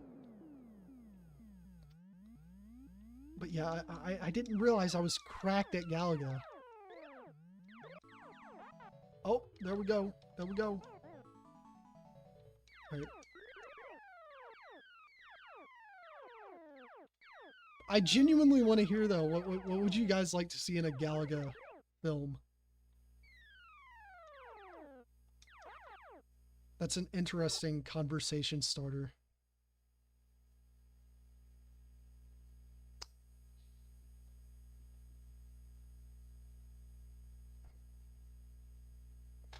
I have not played Illbleed before. Oh, get him, get him, get him. Yep, not a single one, not a single one will be missed. Actually, you get extra points if you do a pacifist run in Galaga 88. Well, not a full-blown pacifist. You can't do that. That's not possible. That goes against the entire point of the game, but like a pacifist run on the challenging stages. Star Wars rip-off music.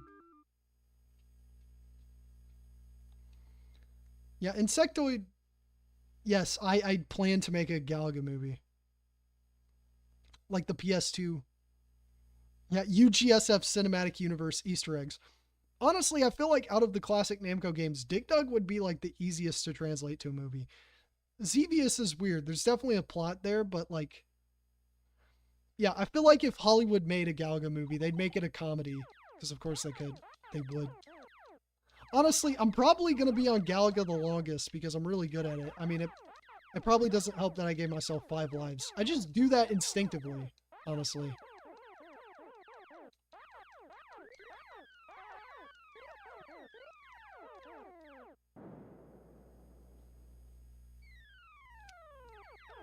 I would like it to lean into like the horror aspect. Like, okay, these are like bright and colorful games, but like, I don't know, be like, lean into like the, both the, I would like them to lean both into the horror aspect of Galaga just a little bit, and like the 1970s, like super vibrant, colorful design, you know?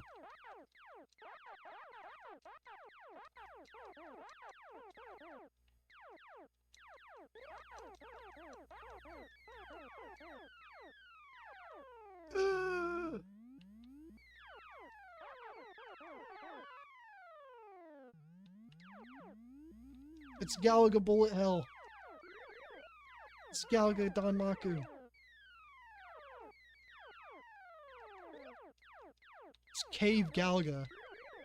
Actually, it would be really interesting if Cade made like a Space Invaders or Galaga game.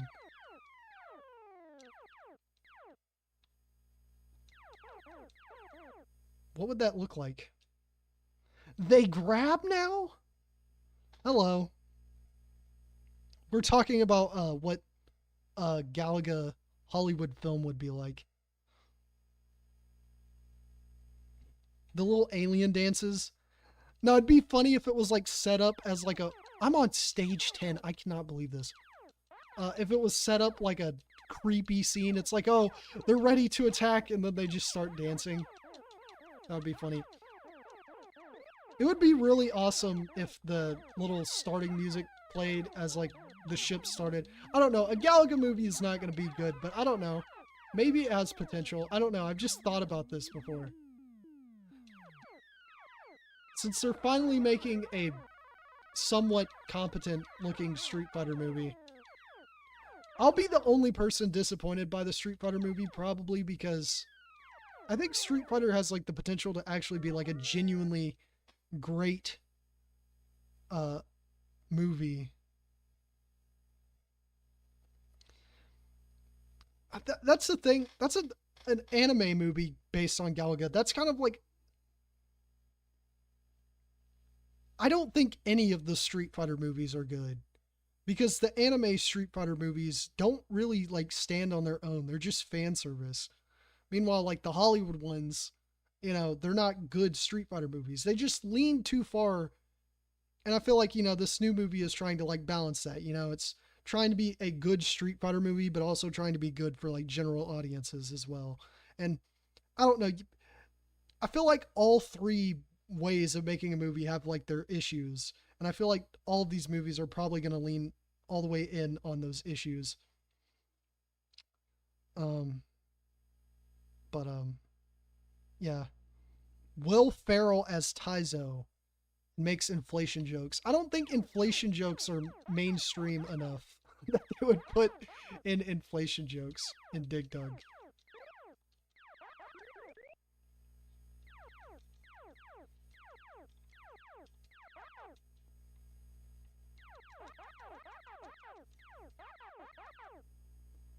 You know, honestly, it's kind of funny with that whole hoax Andrew Dobson art commission. They didn't commission him to make Dig Dug art. I mean, I don't think they did. They know that at the time? Did they know? I actually don't know. I don't know. I'm on stage 12 of Galaga, and now I am not anymore.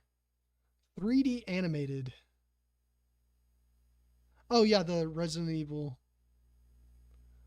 Hit to miss ratio.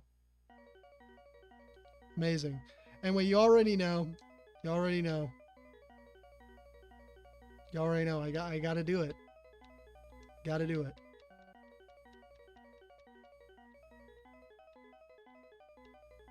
Boom.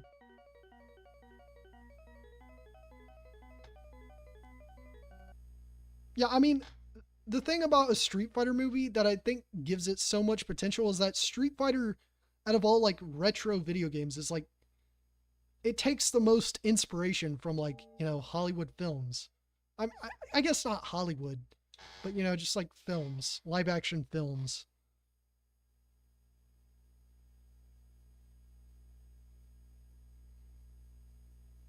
But yeah, I don't need to ask you guys what we're playing next because we're ending on Rally X, and then I'm ranking the games.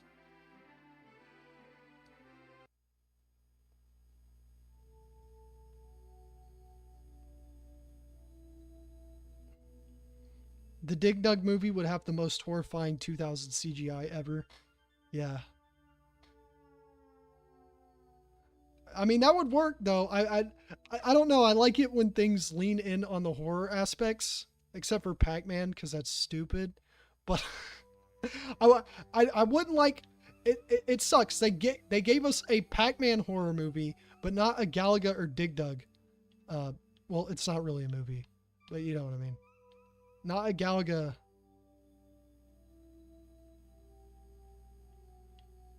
Thing. Anyways. Also, yeah, that's one thing I haven't commented on yet. All of these rooms are like all the little in-between rooms here are like different colors. Also, there's a run button. I don't know why there's a run button. I mean, I guess, you know, you want to look at stuff at a more leisurely pace, you know, just look around, just walk around casually. But like, I think this should have just been the default speed.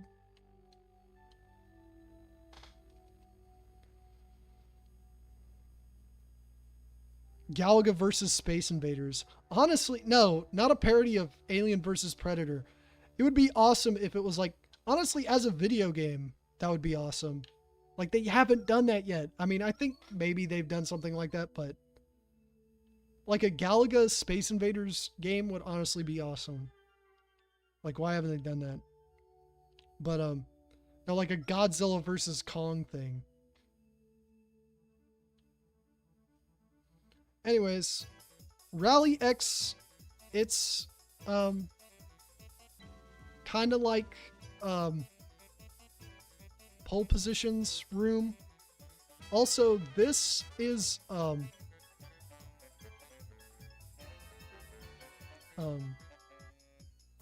drawing blanks again. This is the only game in the collection to have two different versions. There's the original Rally X, which is really hard. And then there's New Rally X, which is the version most people are actually familiar with. But I'll play both of them. Probably not this one for long, though, because original Rally X is pretty hard. I won't even mess with the dip switches. I'll just go right in.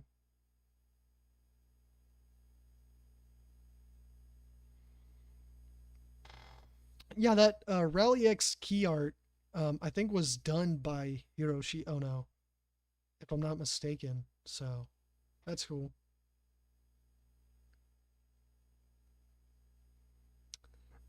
I mean, yeah, of course they look like LSD Dream Emulator places. They're both PS1 games. They're both first person. There's actually a lot of like walking simulators on the PS1. Like that's really where the genre began. Um, like what is it? Aquanauts Holiday. That's a cool one. Yeah, it would be cool if you could play as the aliens. This is the first Namco game with music, by the way. This lovely music. Yep. Okay. I feel like the maze games are a little bit harder with the joystick, so I'm gonna play with this horrible clicky D-pad. Yo, Jesus. Like I said, original Rally X was really hard. Oh my lord.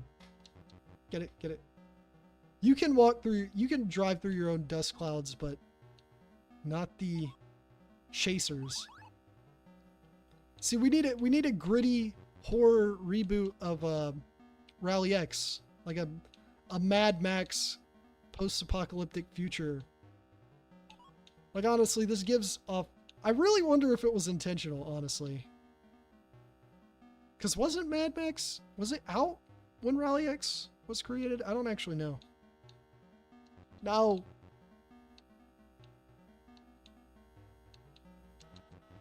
Does not do that. Oh, I'm running out of fuel. No.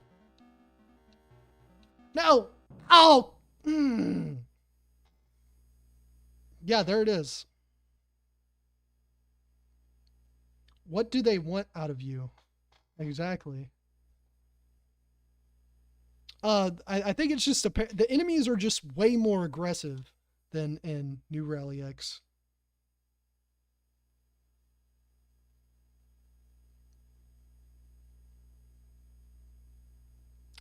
Yeah, I'm kind of shocked because like Rally X, I guess, is their first driving game series before Pole Position, but it's not really like a racing game or anything like that. Oh yeah, Mad Max being 1979 and Rally X coming out in 1980, like that makes sense. Yeah. Um. Um.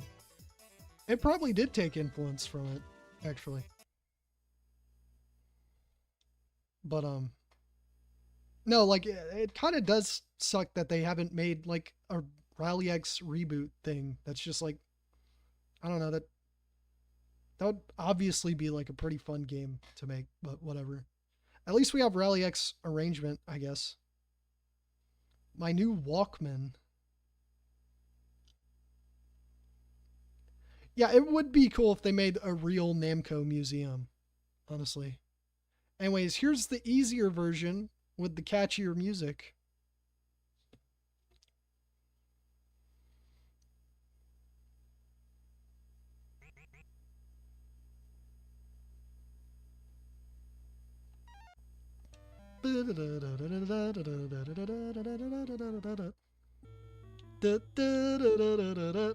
Okay, controls work. Also, I think when the game starts, you only have like one car chasing you, too, so that also helps make the game more easy.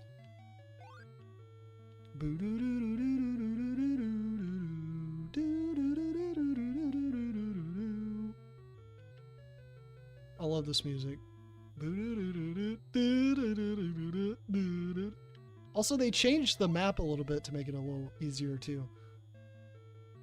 Comparing them side to side, they actually did a lot different. Whoa.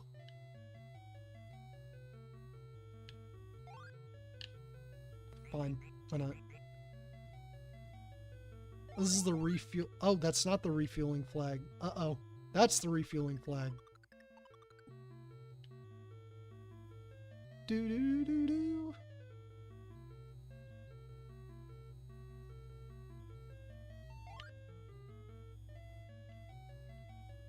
They ought to put this on in the clubs, man. There it is. I was able to actually complete a round.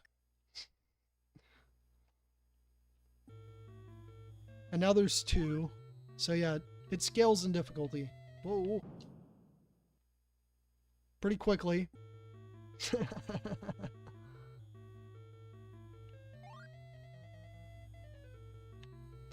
Actually, I think when I was a kid and I used to play this game, I always forgot, I didn't realize that you could just, like, attack, sort of.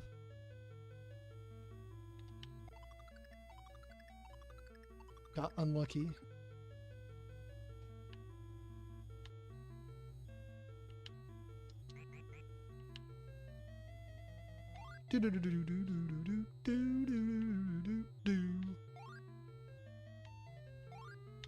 Oh my lord. Yeah, I don't have a whole lot to say about this game. I just really like Rally X. And it and Bosconian have similar structure, which I think is interesting. I don't think they were really made by a lot of the same people.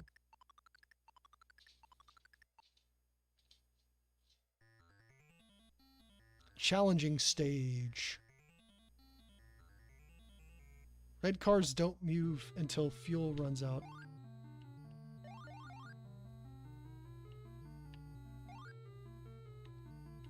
Whoa.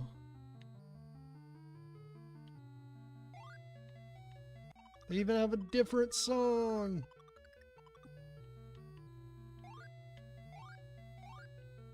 Honestly, I guess Rally X just... Pac-Man's success really killed Rally X, which I think sucks, because... I'm not gonna lie, back to that whole, like, what is the better maze game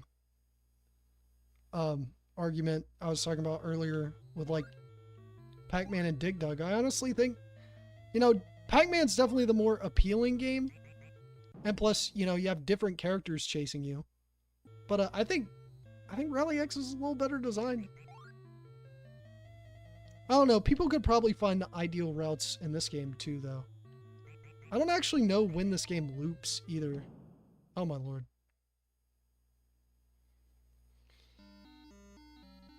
See, it even has the same little score thing as Bosconian. But yeah, let's rank the games. Let's rank the games. Let's go. Let's get out of here. And let's rank the games.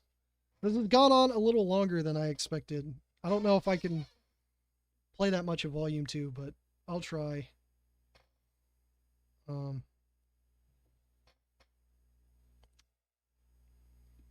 Alright.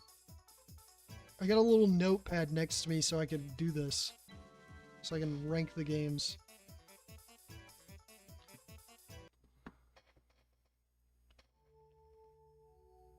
And I want to see your lists as well. When I'm done with this. Well, if you know the games, if you can remember the games or whatever.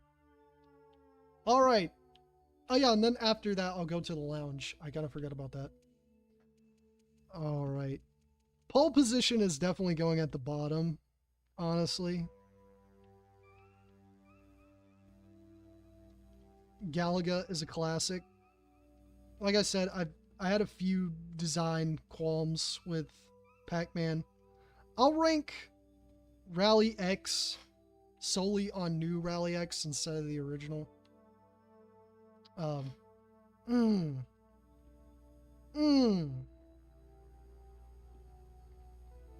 like Bosconian, but it's not better than Galaga.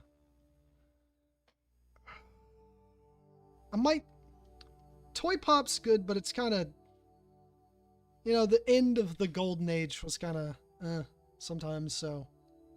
Yeah, if I had to rank the 6 games at the bottom, pole position, then right above it is Toy Pop. It's a good game, but it's not my favorite. Then above that is Pac-Man. I know, blasphemous. Pac-Man is only at number 4. But, you know, I know these games pretty well. I know there are definitely much better Namco games out there. Then above Pac-Man is Rally X. Maybe, I don't know. There could be an argument there. I mean, definitely Pac-Man is the more appealing game in general with the ghosts and the characters and stuff. Then you have Bosconian above that. Bosconian and then Galaga. Honestly, it's kind of hard to choose between the two, though. But, you know, I was better at playing Galaga today, so I kind of put Galaga at the top. So, yeah, that's my list. I will receive a lot of flack for this. I already know.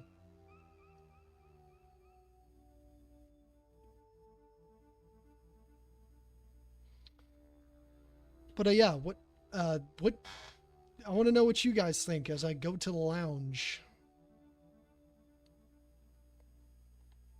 Wow, look at this. We get to look at the NG magazines.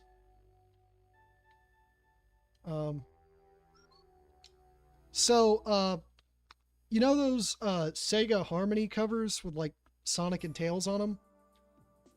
Well, Sega basically ripped off NG because they had a bunch of like cute art of Pac-Man in similar mundane situations for their NG magazine. And there's Mappy. These are when the games first came out, by the way. This came out when Xevious first came out. This came out when Mappy first came out. Same, Lounge is my favorite game. Anyway, there we go. There it begins.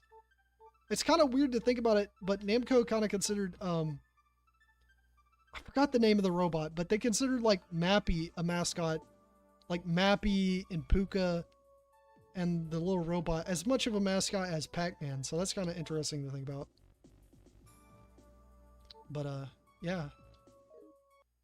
And then after a while, I think NG underwent like a format change.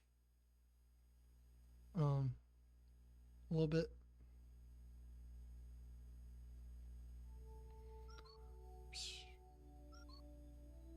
Mappy sweeps my list. Yeah, I've looked at the NG magazines. Honestly, I thought of making a video about them, but there's not actually that much interesting in them. At least that I could like find that's like apparent. This is Libble Rabble. Once again, when the game was brand new, when it first came out. They also made the characters from Libble Rabble kind of mascots. G Plus. The Space Series. The Space Series. Yeah, I love that G Plus art, by the way. That's so creepy looking. Like I said, I like when it leans into the horror, actually, like unironically. Tower of Drago, once again, when the game was brand new. Then Pac-Land, when the game was brand new. So basically each issue is just promoting their big arcade game. Yeah, Wagyan, yeah, I mentioned that in the second Obscurities video. I just felt like mentioning that. Like it wasn't even related to anything, but mentioning that Mappy was originally a little robot, but way before the game came out. Anyways, this is the golden age of covers, I think, here. Yeah, Wagyan was also... He also started out as that, and he was also kind of a mascot. They have like this weird design for Miss Pac-Man on these, but yeah. They have all the little Namco mascots on here on a boat. I think this was like a toy thing. It was some. This wasn't a video game. This was like some weird amusement thing. Motos.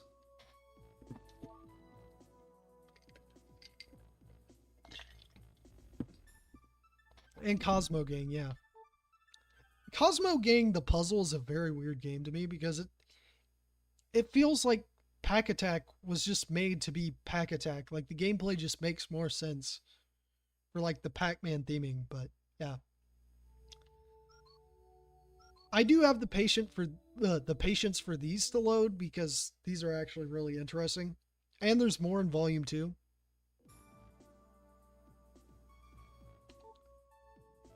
Pac-Man is morphing into a tiger. Yeah. Sky Kid and Gauntlet. Oh yeah, Namco released Gauntlet in Japan. There it is. It's the end of the golden age, like I've been saying. Then we have Return of Ishtar. And they continue this in Volume 2.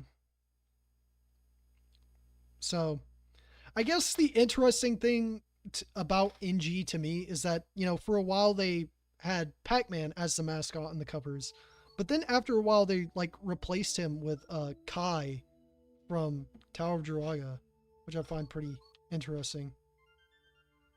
Amusement machines. This is one of their little flyer things. Hey guys. Okay, some new people are joining now. That's pretty good. This was not their own Famitsu Nintendo Power. I mean, I guess it is close to Nintendo Power. It's kind of like Sega's Harmony, but you know, it was distributed to like the general public and stuff. Galaga. Awesome. Birdie Putt. The classic. Everyone knows Birdie Putt. Knockdown Choco Kid. Rally X. Pac-Man and Tank Battalion. Oh, Puck-Man. has to share space with Tank Battalion.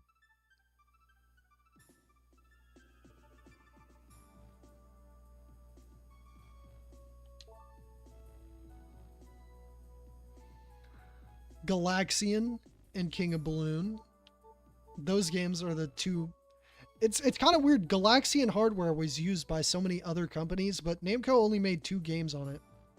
I also mentioned King and Balloon in the next Obscurities video, just briefly bringing it up because it also had the voice in it like Bosconian did.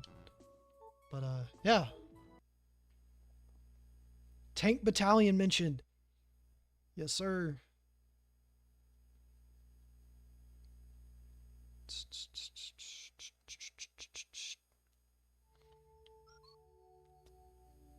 Also, they have alcoholic beverages. They are serving alcoholic beverages at the Namco Museum. Also, there's credits. We'll look at that later. What is this? Yes, I'm familiar. I mentioned, once again, I mentioned the Sonic Blastman series in the next Obscurities video, but like briefly, like very briefly. But yes, I'm familiar with it. Namco's robot. Android. That is horrifying. Mappy. There he is. There's little robot Mappy like 3 years before the Mappy game came out.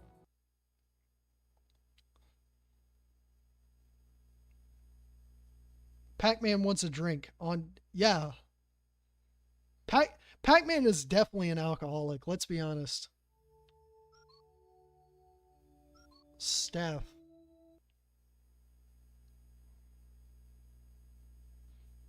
Also, these loading animations are different with every one. Oh, you can't skip these. Okay. Well, I guess we'll watch these while... I kind of want to get to... I Feel Fantastic. Yes, that's what that android looked like. Dude, it is so sad that the original I Feel Fantastic is, like, missing now. And apparently, like, that scene of, like, the needle. I don't know. But, yeah. After this, we'll get some drinks and sign our name. Okay, that was very short credits sequence. Okay. He is a loyal 7-0. Yeah, he's friends with Cool Spot. I need that Pac-Man and Cool Spot fan art. Yeah, I think it's kind of sad how Taito is like kind of forgotten about like after 1986. Like pretty much everything they made after 1986 was kind of forgotten about. Because they kept putting out some bangers. Like I said, like the F3 hardware, amazing. It has my stats for every game. But yeah. Alright, so to end this lovely story, Pac-Man got drinks and then stumbled out of the Namco Museum and oh yeah, the jukebox. Hey, want to listen to some tunes? We gotta play the new Rally X song.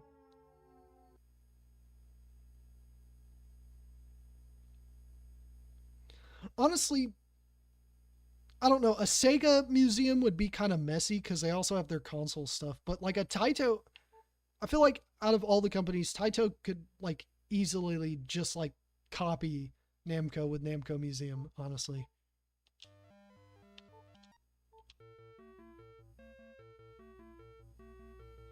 Anyways, Pac-Man is drunk and listening to this music.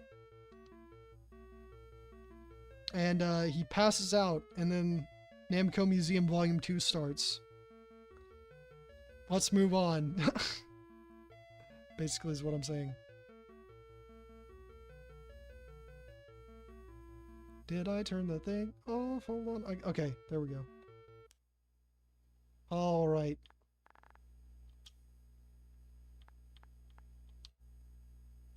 All right. Oh, crap.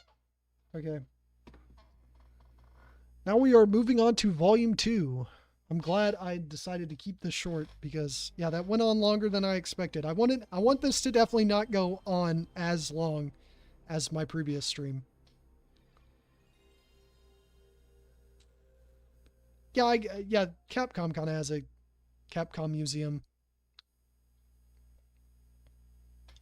I don't think Konami could do something like that. Anyways, this one has Mappy for the loading screen, but you still play as Pac-Man. So, yeah.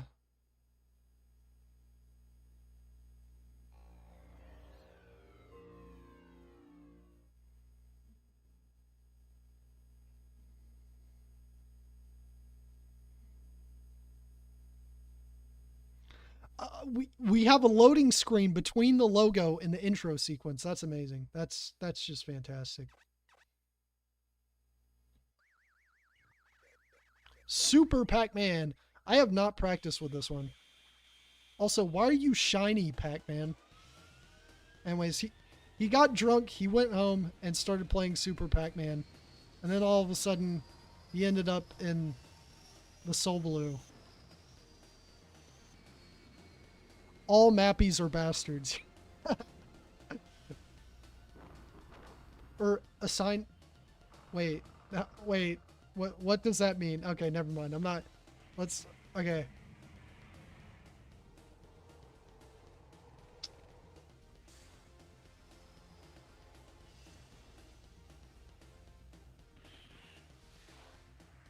Yeah, the aliens... Their interpretation... That's a G plus alien. G plus is not in this collection, right? I don't... It's an original animation. Mappy is allowed to bounce differently.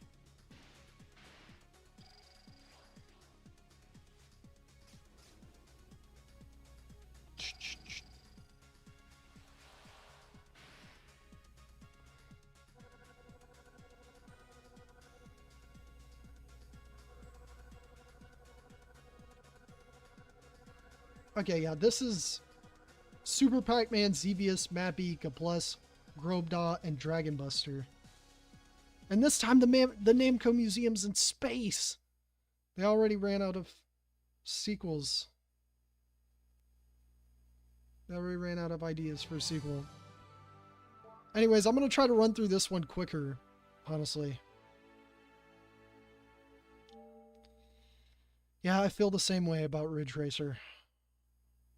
I really think that whole E3 thing, the Ridge Racer, like that just killed the franchise, man. Bandai looked at that and was like, nope. I think the outdoors of this one is different. Anyways, there's the... Look, I want to talk to the receptionist. Welcome to the Namco... Blah, blah, blah. She says the same thing. Register your name. Let's do it. Name entry. AAA. Okay. Really? The Ridge Racer 4 composers composing for Friday Night Funkin'? Actually, it's not the Namco side that's making the anime arena fighters. It's Bandai. It's just Bandai owning all those. All right, what game do you guys want me to play first?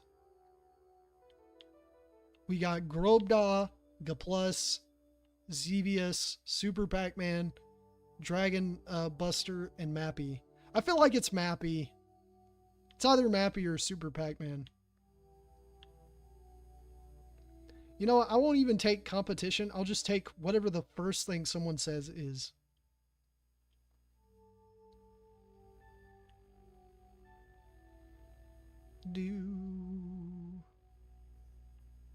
Super Pac-Man. All right.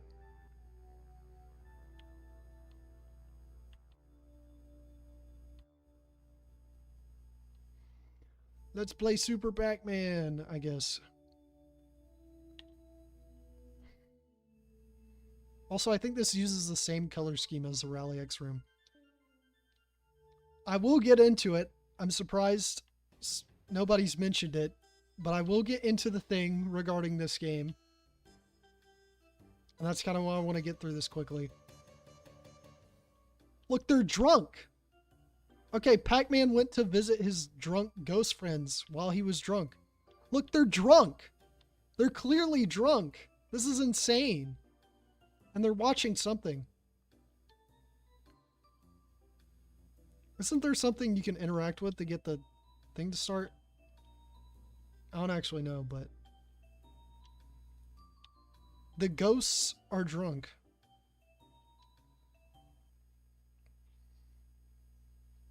Someone said Super Pac-Man first, so I went with Super Pac-Man first. So, yeah.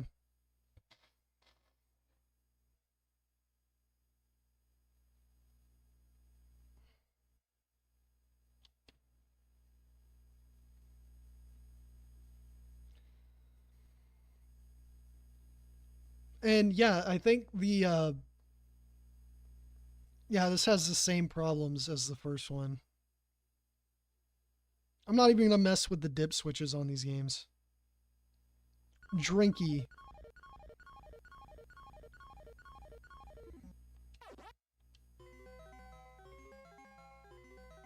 Boop, boop, boop, boop. We gotta use keys.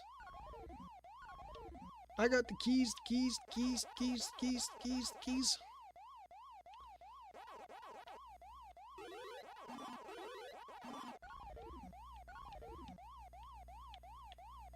Ah! I don't know why I'm having such a hard time with these controls.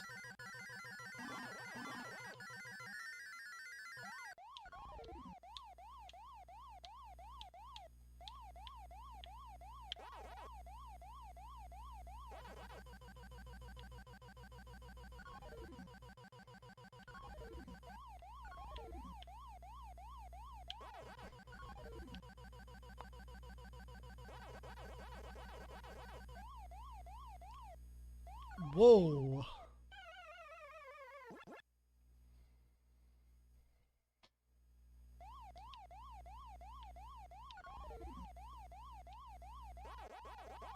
Okay, you guys are saying that one ghost wasn't drunk. He was clearly drunk. He just he wasn't blushing like the other ones, but you know.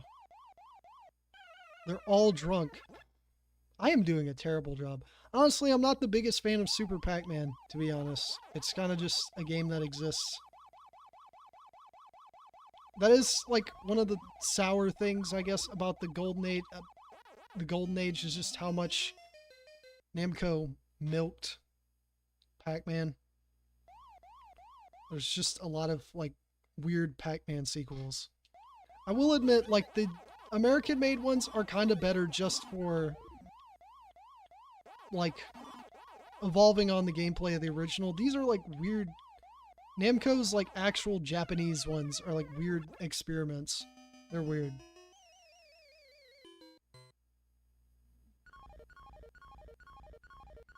Anyways, let's go back to the museum. All right, I'll actually go in the order you guys requested games. So Dragon Buster, Mappy, Xevious. That's what I saw. Somebody said, the next person said Dragon Buster, so I'll do that.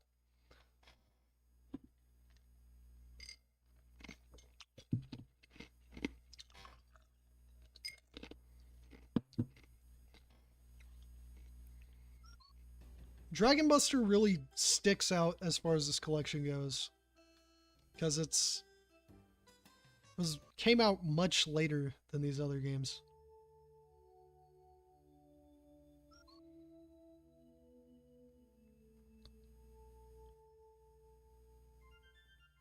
He's high on crack. I love that video. No, Pac-Man, drugs are bad. Nope, can't help you, man. I won't say the rest of it, but yeah. Also, wait, where's the Dragon Buster flyer? I actually will wait for that. Okay, hold on. This flyer is amazing. I mean, it's going to be like crappy PS1 pixelated quality, but look at this. Okay. Look at this. Okay, yeah, it just looks too crappy and pixelated. This is amazing. Also, the Neji-Con. It's a reference to the Neji-Con. Anyways. Do-do-do. Do-do-do-do. Do-do-do-do.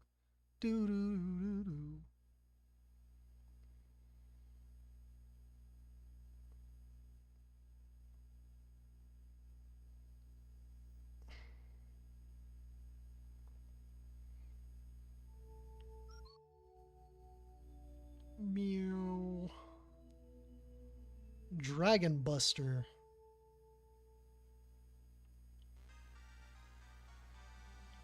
I love this one. I love this room. This room is amazing. This is nice. It actually kind of reminds me of Golden Axe.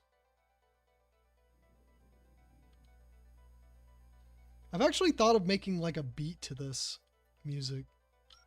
Anyways. Something I can use in my videos.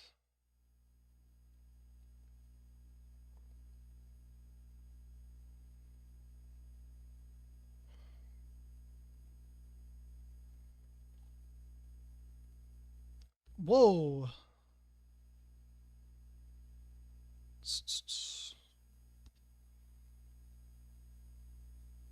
All right.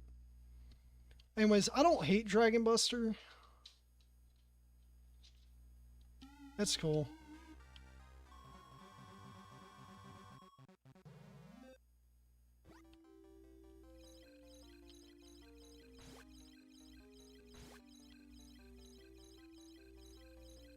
This game's so good, guys. Oh no. You guys are not feeling how this controls. It's even weirder than it looks. But, I know there's like, apparently this game is considered the first game with a health bar, but I know that's not true. I know there's games with health bars that came out like before this. Yeah. Let's go to the graveyard. Ow, ow! This amazing combat. Oh!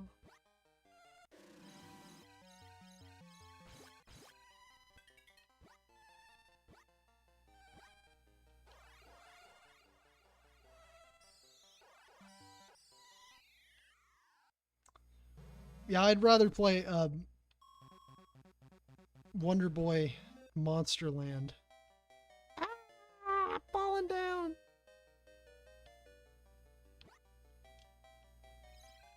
It's the dragon. Let's bust him. Let's bust him. Oh, I busted that dragon.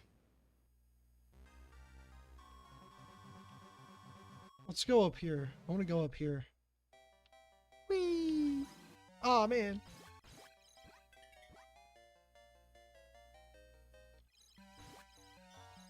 Yeah, this game is just...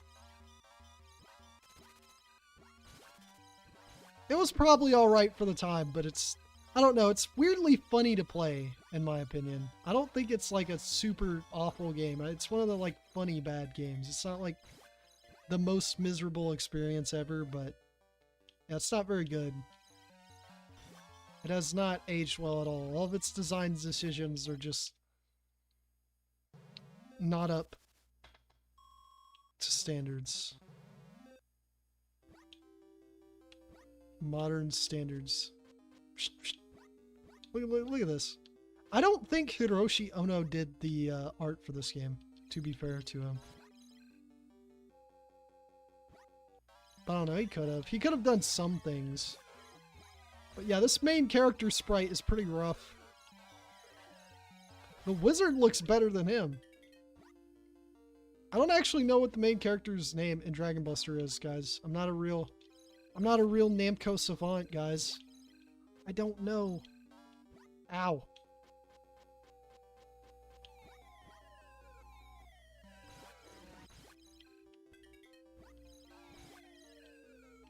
Okay, I might have to die on purpose to quit playing the game.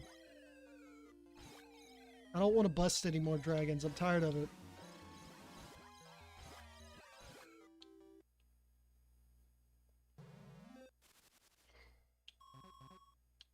Yeah, this would be like a game jam game if it came out today. Alright, something just end me. End me now so I can quit playing this game. Now this is a pretty good room to...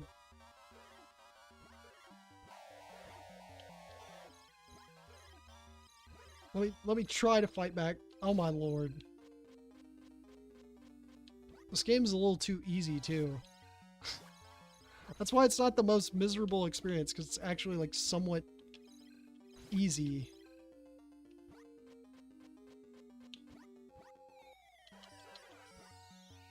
Ah, get me. There we go. Yeah, it's graphically very much like a Master System game. You're beating that game. I don't care. It's Dragon Buster. Yeah, Dragon Buster might be at the bottom of the list for this one, but I don't know. I don't like Grobdot either. Clovis, that's his name. Yeah, that UI, it's crazy. Like, that's another big thing people forget about Galaxian's influence. Like, it invented that font, basically. All right, next suggestion was Mappy, then Xevious, and then I guess I'll have to have you guys pick between the other two. Also, I didn't mention that the exit signs, hold on. Let me go to Mappy. The exit signs have the dude from Metro Cross on them.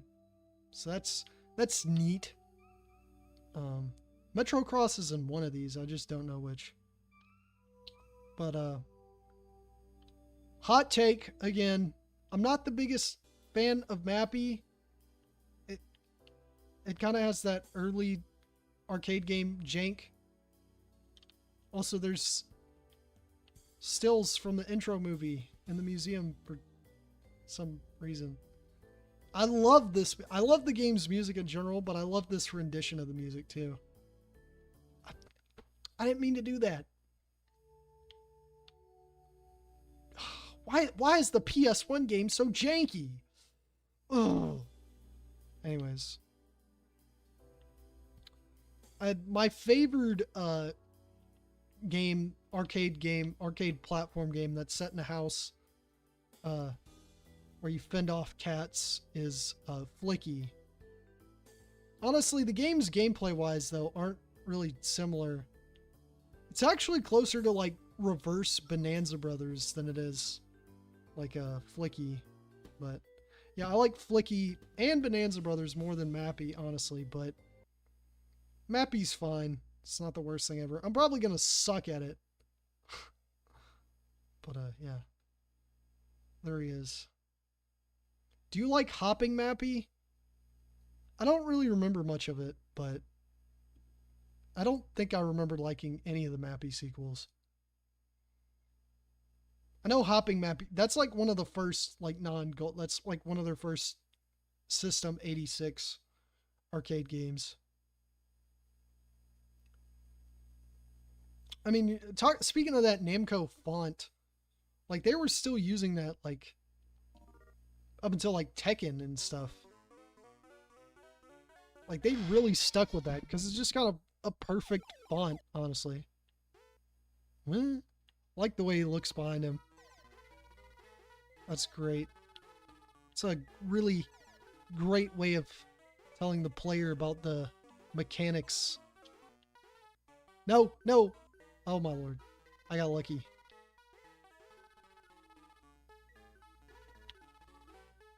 I know Mappy did not have a warrant, bro.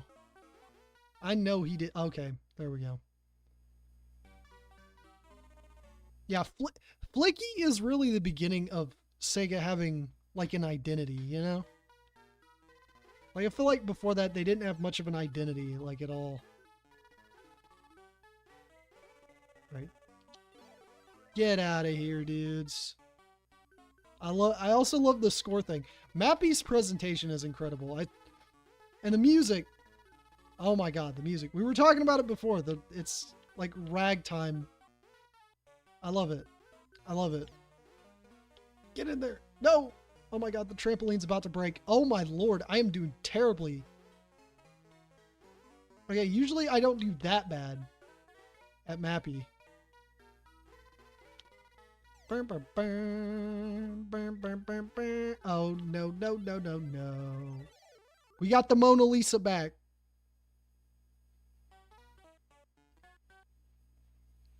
I like Mappy's music better than Flicky's. I'll give it that.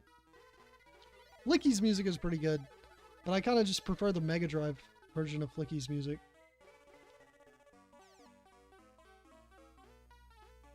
Now Bonanza Brothers, that's a banger. That's a banger track too. I don't know. Mappy is great. It especially sounds great on the Super Cassette Vision version because of its signature sound chip. Like, fits so perfectly with the song.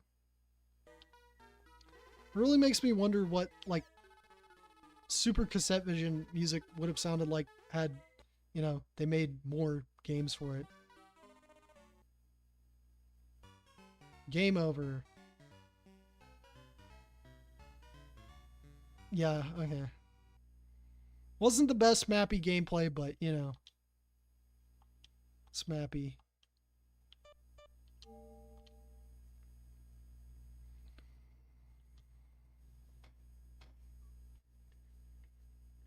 I'm also not having much to say about these museums. Bonanza Brothers is great. You should definitely play it.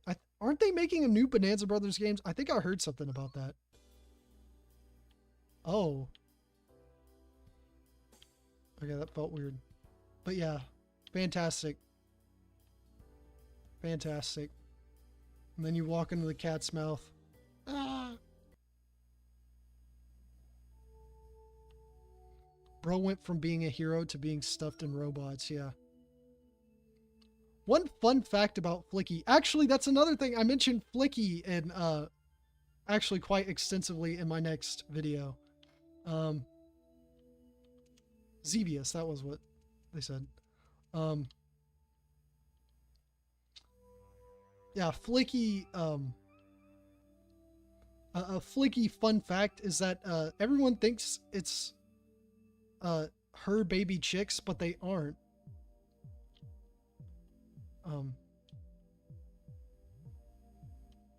Okay, Xevious. I gotta chill out playing Xevious. Because I will go on forever. I will not end. I gotta intentionally go in the dip switches and give myself less lives.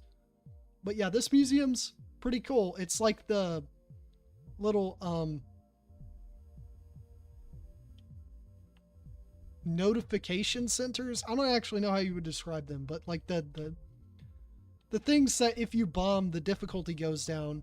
And it's like, there's an in-lore explanation for it. It's because that's their, like, communication centers. It's just so genius. But yeah, no, Flicky, the chicks in Flicky are not Flicky's own chicks because they're not even the same species. They're baby chickens. Like, they straight up said that in, like, an interview. Somebody who worked on the game. I don't remember who it was.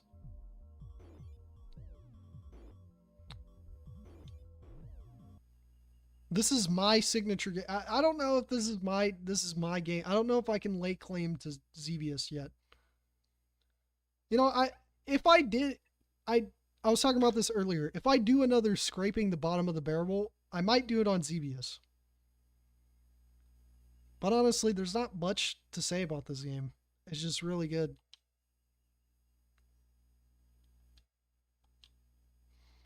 Alright, I'm gonna intentionally give myself less lives. Just... yeah. 0 lives. Okay, no. Just so I don't go on forever. Hard. Hardest. Let's do it.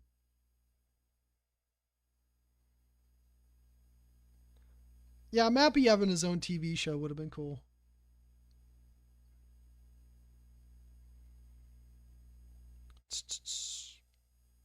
Alright.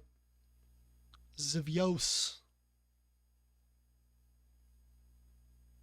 Zebi-Usu.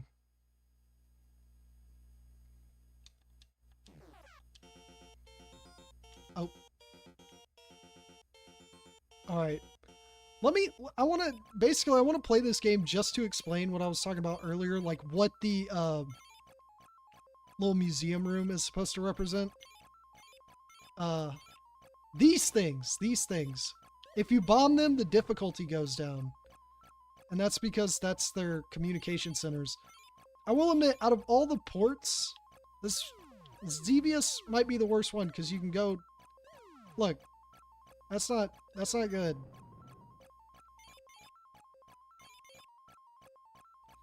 Also, this amazing music, this amazing, fantastic. I actually really do genuinely like. If you play the game enough, you'll be like, okay, no, this music is like perfectly fitting. Also, there's Grobda, who has his own game on here. Yeah. Game over. Okay.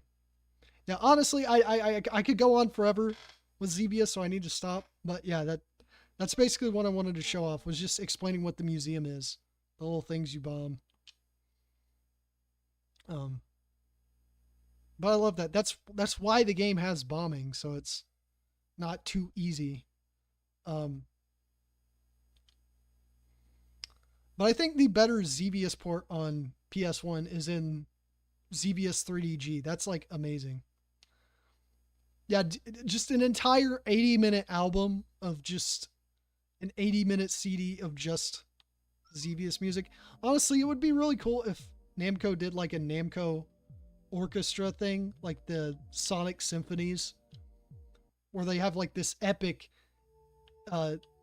rendition of like the opening theme, like the boom.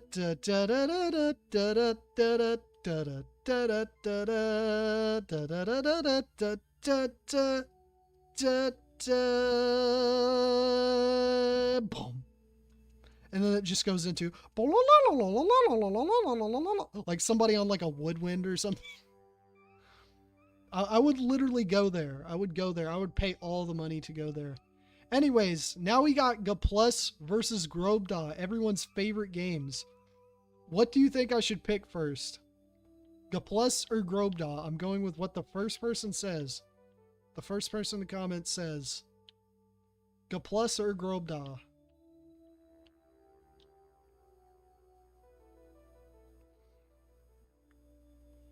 I mean, we did just play Xevious, so it kind of makes sense to do Grobda, I guess, but you know, Gaplus. That's a game.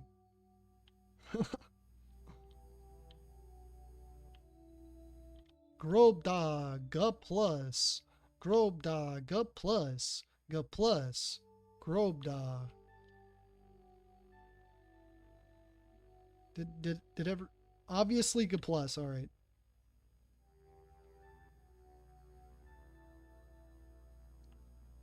That was Xevious. What was I doing? I am drunk like Pac-Man. I stumbled into the wrong... Alright. Gaplus.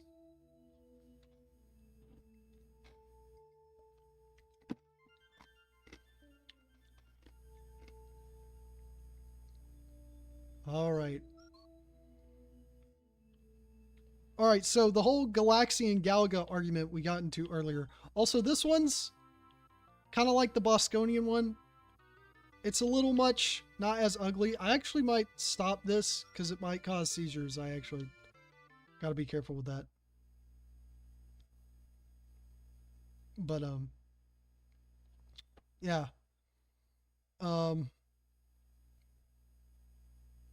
No, what was I going to talk about? Goodness gracious. Oh, goodness heavens. I literally forgot what I was going to talk about. Oh yeah, Gaplus, because I'm playing it. Yeah, back to the Galaga Galaxian thing.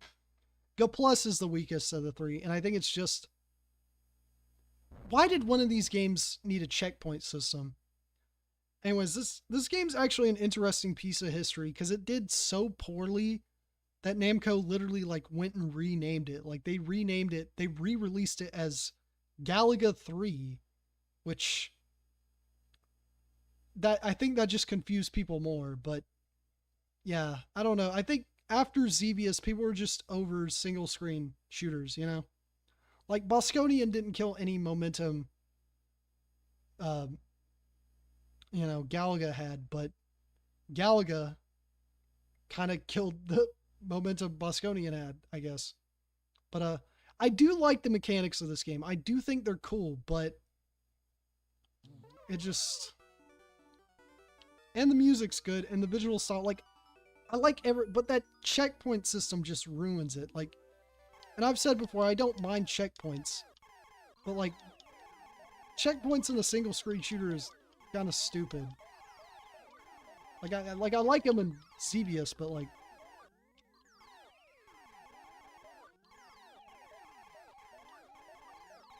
But yeah, I like the creepier visual design. Like, they're grayer and grosser, and it's a lot less vibrant looking than other games. I'm trying to build my army here. Yes! Let's go. Turn their own tactics against them. Sinistar, yes, I also mentioned Sinistar when I bring up Bosconian in the next video. Also, that was wonderful.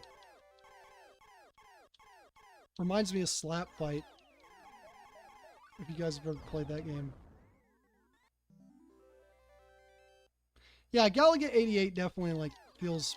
Also, I think enough time had passed before Galaga 88. Good lord. Okay. That basically just ruined me. But yeah, there you go. There's Good Plus. It's not the worst game ever, but it's a little bit... Some of its design decisions are just a little bit of missteps.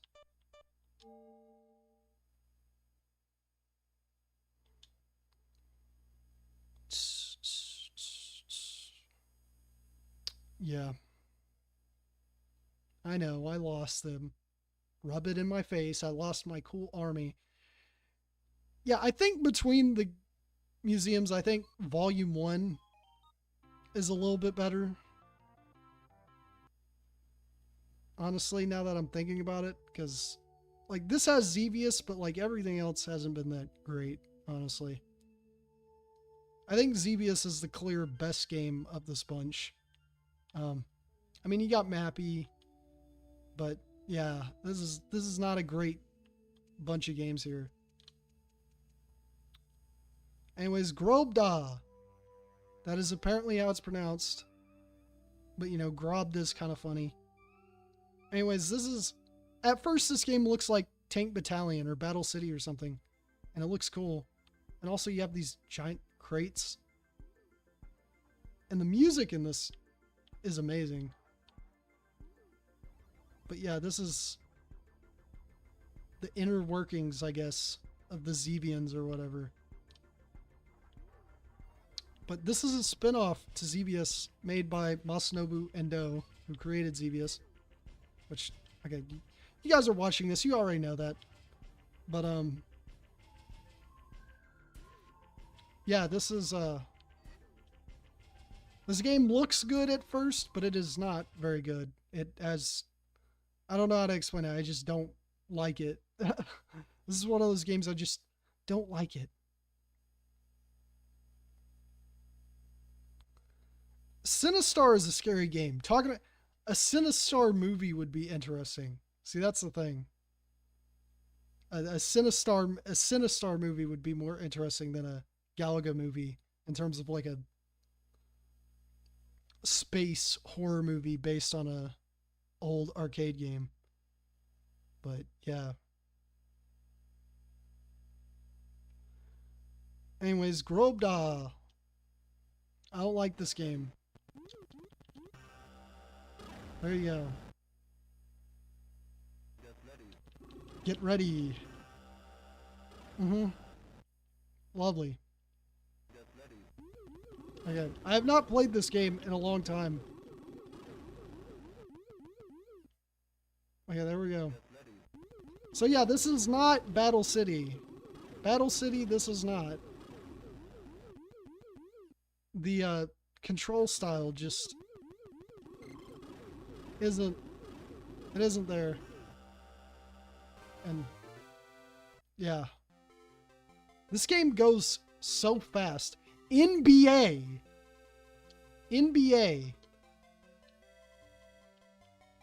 Anyways, let my name be what this game is. Yeah, this is one of Endo's biggest missteps. I just don't like how this game controls. It's just like bad Tank Battalion. But yeah.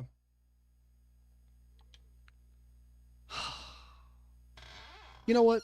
You know what? I can't take it. That ended terribly. How can I make this end well? Wait. Hold on. Yes, it is. You cannot believe how fast this game is. Like, it is insanely fast. Like, the game just kills you instantly. Yeah, not a big Grobda fan. Is it the worst on here? I don't know. I mean, once you actually get to playing it, it's playable, but, I don't know. I like the concept, but if it played like, uh,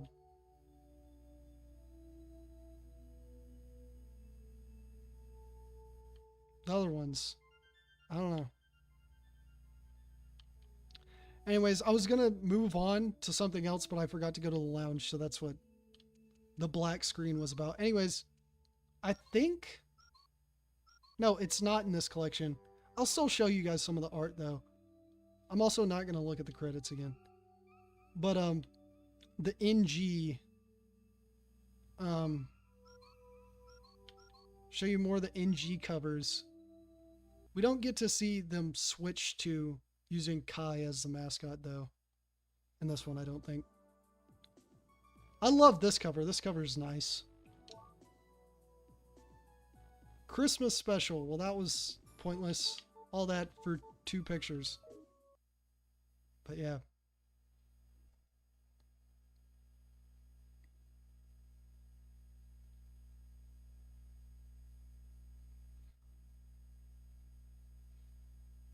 I'm trying to end this quickly because I don't want this stream to go on too long, but, I want to show you guys the NG covers.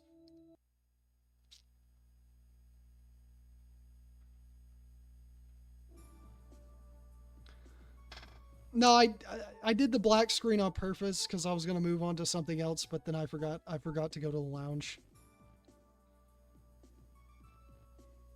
Thunder Scepter and Rolling Thunder.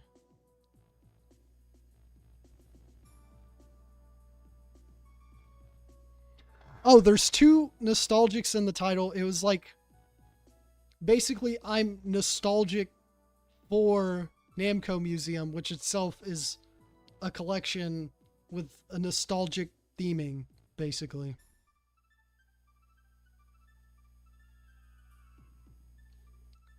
Is the capture still off? Oh, shit. Okay. I thought you guys were talking about it. Oh. So you guys did not see those NG covers. Well, that's lovely. I'm not going back to them. Okay, I'm going to watch this to see if it comes back. Okay, we're back. Okay. And my controller stopped working. Okay. Jeez. Okay, it's back, guys. I am very sorry about that. I didn't know. I was looking at the other screen. I'm like, still black? It wasn't black for that long, but... Yeah, sorry about that. That's, dang. Anyways, you got this cover. I don't know what that's a reference to. Pac-Man skiing. I like this cover a lot.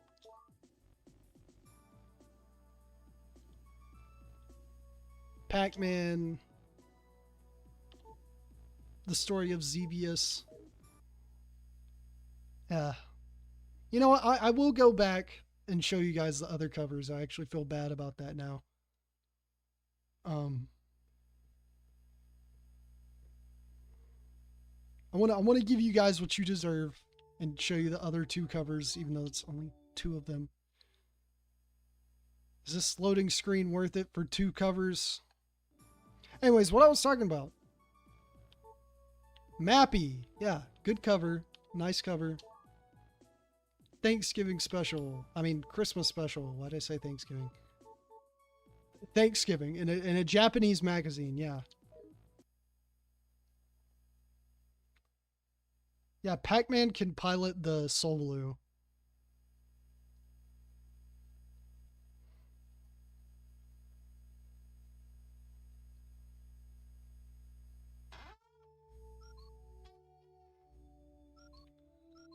All right, here's some more Pac-Man. Some more Pac-Mania.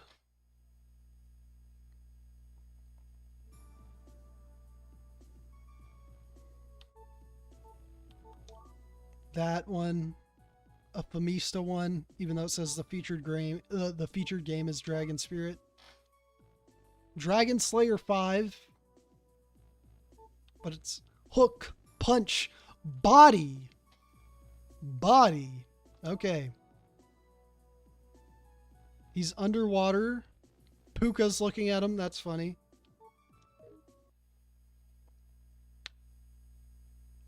Dang, I'm still embarrassed about the black screen. I didn't... that's one of my biggest hiccups in streaming so far. I did not think that was going to happen. I thought I turned it back, but I did not. A lot of people left because of that. That's sad to see. Thank you to everyone who stayed past that. I'm sorry about that. This one, nice cover. Another nice cover with Miss Pac-Man on it again. This last one had Miss Pac-Man on it too. There's Miss Pac-Man again. What's Namco? Yeah, when I read the Namco magazine, I want to know what Namco is, because I couldn't possibly know. Final lap and the other issues. Anyways. Okay, yeah, the mic being off. Honestly, though, you guys, that would be embarrassing, but like I'd see in chat if you guys told me. Yeah, what is Namco? How would you guys answer that question? I actually want to know your answer to that question. Dragon Buster visual file. Yeah, they have a whole thing, and it's not in the Dragon Buster museum. Kind of weird. Clovis illustration. Looking much better than he does in the game. Princess Celia. Or Saria, probably. Eiffel. Eiffel. Does he have a tower? Enosai. Crawler. Cave Shark. Golem. That is Stingray. Snake. Lovely names. Testel. Bat. Leapin. Wizard. Skeleton. Bishop. Fafnir. Dragon. Dragon. Dragon. I just want to bust him. Yeah. Now, seriously though, what is your answer to what is Namco? How would you answer that question? I want to hear what your answers would be. If somebody came up to you and asked you, what is Namco? What would you say? I'm sorry, this is not funny. This is not funny. Stop it. Alright, we got the Solvaloo, Sheonite, or Sheonite. It's Sheonite, actually, I'm pretty sure. Toroid, Torcon, Jara, Cappy, Tarazi, Bara, Tekken. That's kind of sad that Tekken I feel like Pac-Man defines them a little bit more than Tekken. A has-been company. Well, damn. That's mean. That's a little mean. Zolback. Zolbacks. That's the thing that we were like inside of in the room. A Logram. I mean, Namco as we knew them literally doesn't exist anymore. So, they died in 2006. Or 2005, technically. They made Hang On, right? I hope that. That had to have been a joke. They make games and stuff.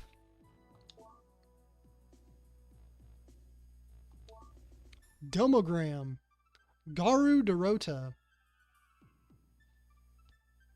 In all seriousness, they're a company with many arcade hits and classic franchises who are incredibly important to the game industry, even if they mostly play it safe these days. I mean, yeah. I don't think they play it safe. I think Bandai is holding them back. I'm gonna be honest, like the Sega Sammy merger and the Bandai Namco merger are both like buyouts by like Sammy and Bandai. They're just leveraging their IP for like popularity. But yeah, Garu Dorota, I think mentioned that. Boza Logram, Andor Genesis. That is a cool name. That is a name I actually remember from ZVS. Zeodali. Solgrado. Yeah, they put so much like effort into this game. So much thought. It's a game from, this was all in 1982. That's crazy to think about. I guess an interesting thing, I mean, I did talk about this in a video before, but like, I just find it interesting how Xevious shows like a pretty clear like cultural shift. Also, drinks. Pac-Man's gonna get drunk and listen to music again. We're gonna listen to the best music, obviously.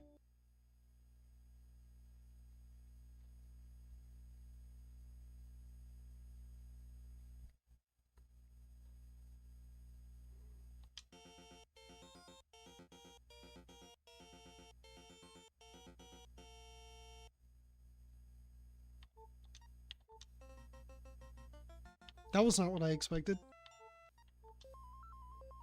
That's what I'm talking about. This is amazing.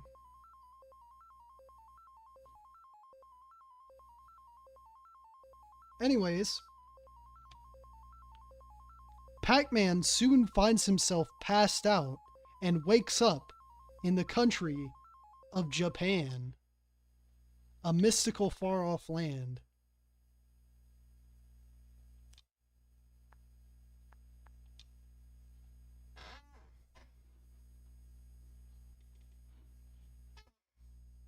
All right, turn the black screen off. Bring the screen back, hopefully.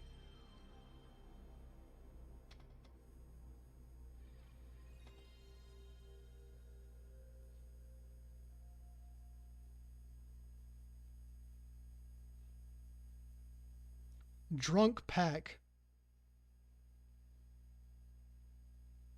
Oh my lord. Your first exposure to Pac-Man was Pac-Man and the Ghostly Adventures? How young are you? That was I was like 11 when that came out.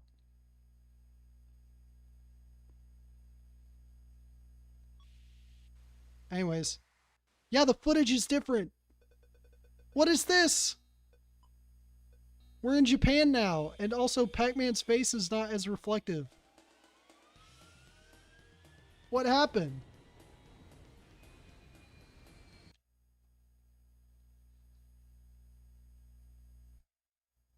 What are we doing? What is this? What?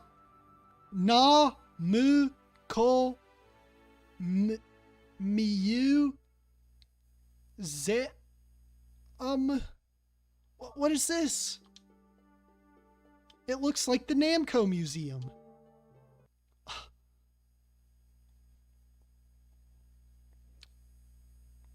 Goodness. Where are we, Pac-Man? Where are we? Let's get in here. Let's see what's in here. Road Chew. This is just the same museum. We got Mappy, Dragon Buster, Xevious, Gaplus, Gropda, the Lounge. I'm just getting out of here. This is the same place where we just were. What is this?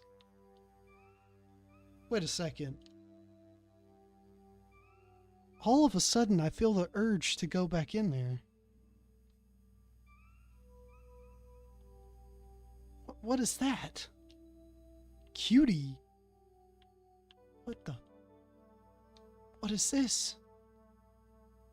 What is that? What is that? Where am I? What are these? What is this strange foreign land? Oh my god! It's not Super Pac-Man. It's Cutie Q.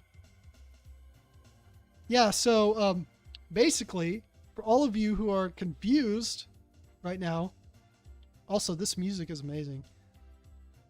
In the Japanese version, the only regional difference in the entire series, in the not, I guess not the entire series, in the original PS1 series, the Japanese version of Volume 2 does not contain Super Pac-Man. Instead, it contains Cutie Q. And for some reason, they just took it off of Volume 2 when it was released outside of Japan. And also, Bombi is an unlockable game here too. But Cutie Q, yeah, this is the last of Namco's like B series. Their breakout clones that they made before all that. But yeah, before Galaxian. Anyways, this is the last game we're going to play, and then we're going to rank all the games in Volume 2. I'll rank Volume 2 separately. I won't rank it with Volume 1 because why not? No, Super Pac-Man, no! Where'd you go?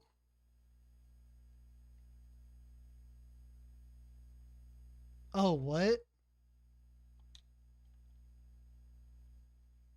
Okay. Didn't read that. I've never actually decided to play Cutie Q on here before, so I don't know. Oh, hello. Let's put, what's the absolute worst position we can put the screen in? I don't know. I'll try to center it as much as I can. All right. So yeah, this was pre-Galaxian.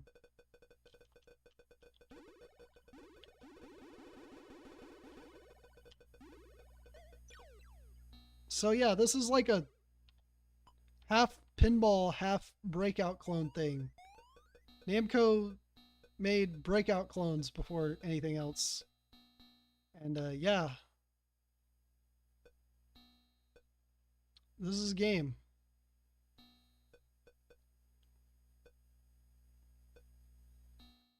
Honestly, okay, I've not made this clear since I made that video, the Lost 1970s arcade games video.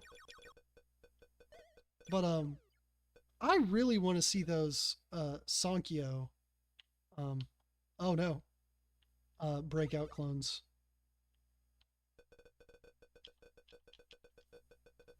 Which button is the serve button?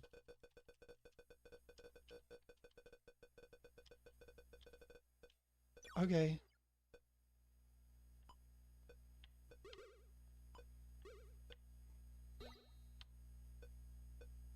Come on, get up there. Get up there. No! Yeah. That's the thing, just like...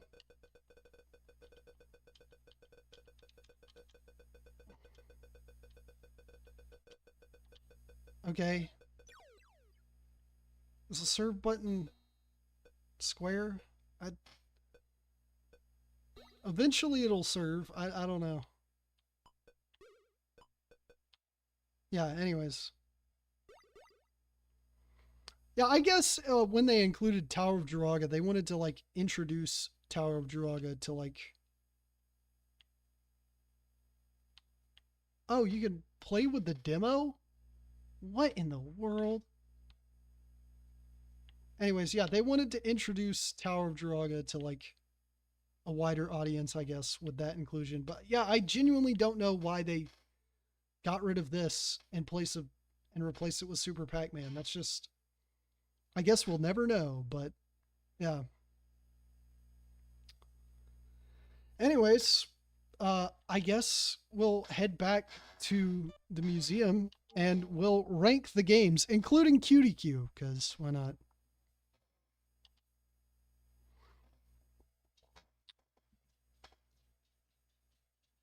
And then this stream will be done. Um, I might do volume 3 next week because it's probably going to be a while before I release my next videos after this next video that's releasing tomorrow. But I do have plans for them. I guess not to spoil them, but I have 2 videos planned after this. One is going to be about like 2 games that are sequels to each other, and not a whole lot of people realize that they're like one's intended to be a sequel to the other. And they're very weird end bosses. And the other one that comes after that is about a trilogy. The second game is probably one of the first games to ever like feature fan art in a certain port of it. And the third game was made by another company and is very terrible. So those are my hints for my next 2 videos after the one I'm releasing tomorrow. But anyways, ranking the games in Volume 2. Honestly, Volume 2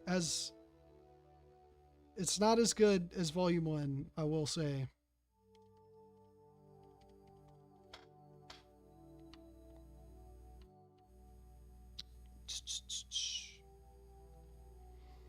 I'm gonna be honest, QDQ isn't that bad as far as breakout clones go.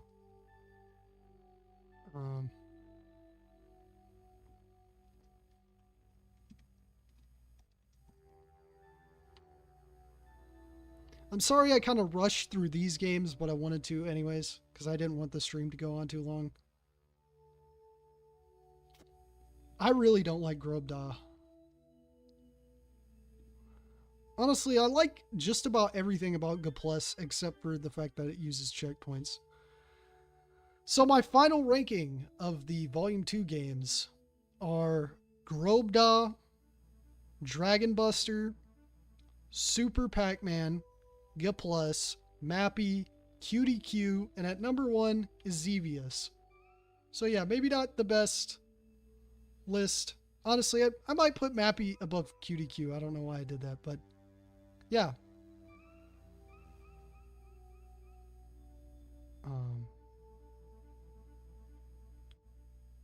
But yeah.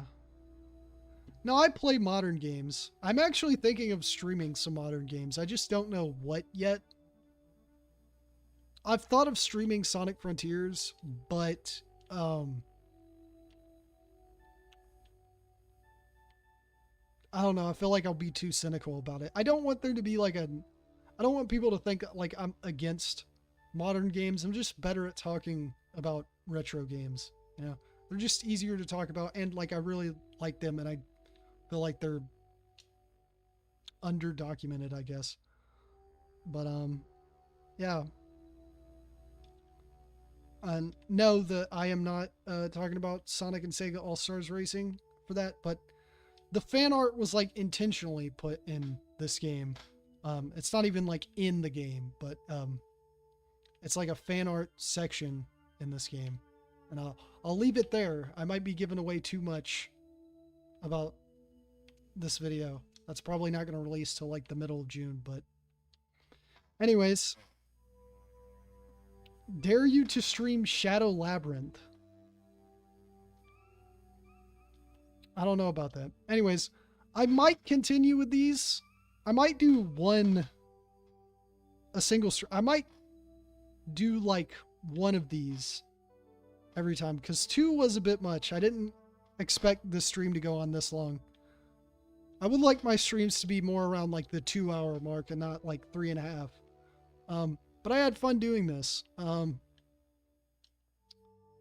hope you guys had fun watching this. I hope you had fun with the Namco Museums. and their chill vibes and their nostalgic beauty.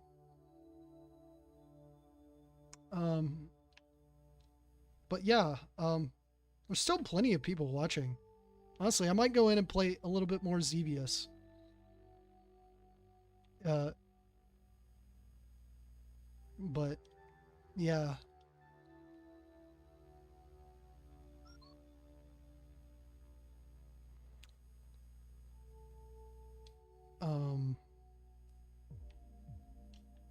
Whoa.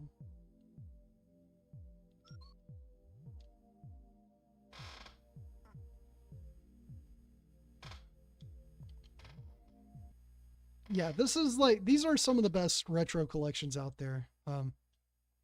I do wish the game selections were a little less weird though. Because like, yeah, this is a pretty weak collection outside of like Xevious and Mappy. But yeah. I guess since people are still watching, I'll still stream. I'll play a little bit of Xevious. This time with default settings instead of cranking the game's difficulty all the way up. So I won't play it too long, but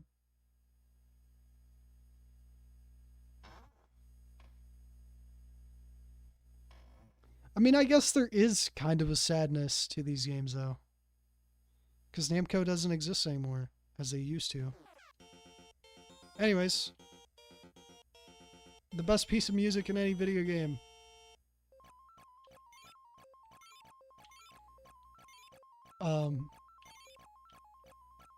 Yeah, I guess when I game over in this, I'll end the stream there.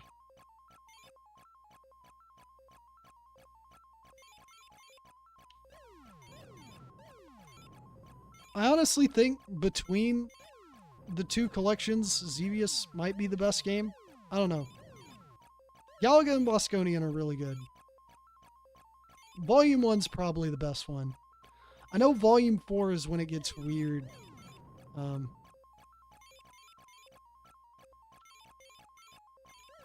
Grobda, this is what you get for having a terrible game. And he missed that. I missed it.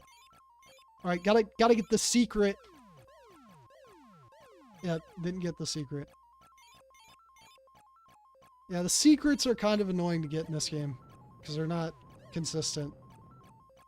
It feels like.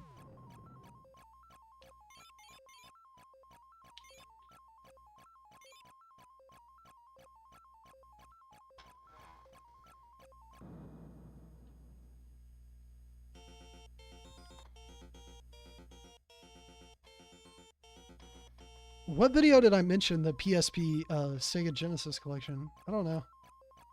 That's a good one. Though, I know. I grew up with Sonic's Ultimate Genesis collection, but honestly, I don't really have nostalgia goggles for it. The game selection is great. Actually, no, it's not. Its shoot 'em up selection is awful. It has Space Harrier and Fantasy Zone on it, which is cool, but like no actual like good Genesis shoot 'em ups. It's just Super Thunderblade. No Arrow Flash. No Space Harrier 2. Like nothing, no Biohazard Battle. Like none of these good games that Sega owned. No, it was just Super Thunderblade. Like that's. Also, I felt like it would have been cool to have like Toe Jam and Earl and like the Monster, at least the first Monster World game on Mega Drive. I mean, sort of. I guess you know what I mean. I guess I could see why they weren't on there. But they have Golden Axe 3 on there. I don't know. But the emulation quality in Sonic's Ultimate Genesis Collection also isn't great. Like, it's fine, but they just... The forced use of filters sucks. And also, you can't lock on Sonic 3 and Sonic & Knuckles. Like, honestly, I don't think it really deserves a whole lot of praise. But honestly, like, if you just added a few extra... Like, if you added those extra shoot-em-ups I mentioned... And, allowed you to play like Sonic 3 and Knuckles and lock on Sonic and Knuckles to stuff. Honestly, I think that would be a good collection. But as is, it's not great.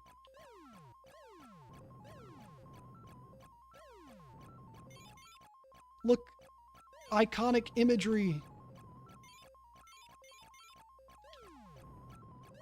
Anyways, I'll look back at the chat, which will distract me from the game.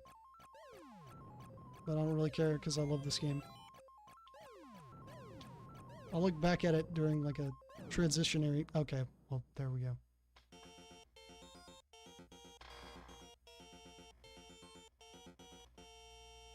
Oh, I can't pause. Oh. Oh, I can't pause. What?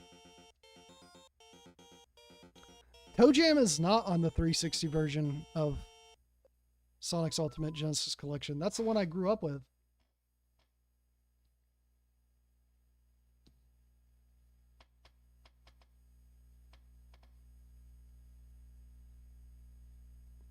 Oh yeah, they also had the Technosoft games. Honestly, I really think I would have liked the Thunder Force games more if they were on that collection, if I like grew up with them, because I just do not like them.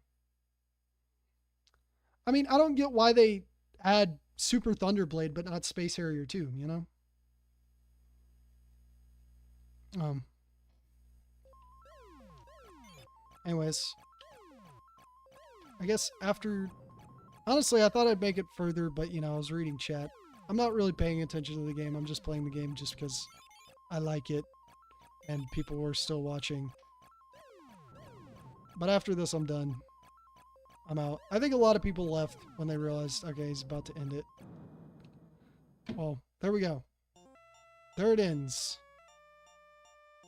So ends the tale of the Solvaloo. Thank you all for watching. I hope you guys had a good time.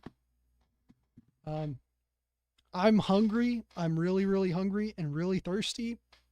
So I'm going to go make me some fish sticks and drink some water. And yeah, and I hope you guys have a lovely whatever time it is for you, wherever you are. Thank you all for watching. Good night. Or good whenever. Take care. I don't know how to end streams.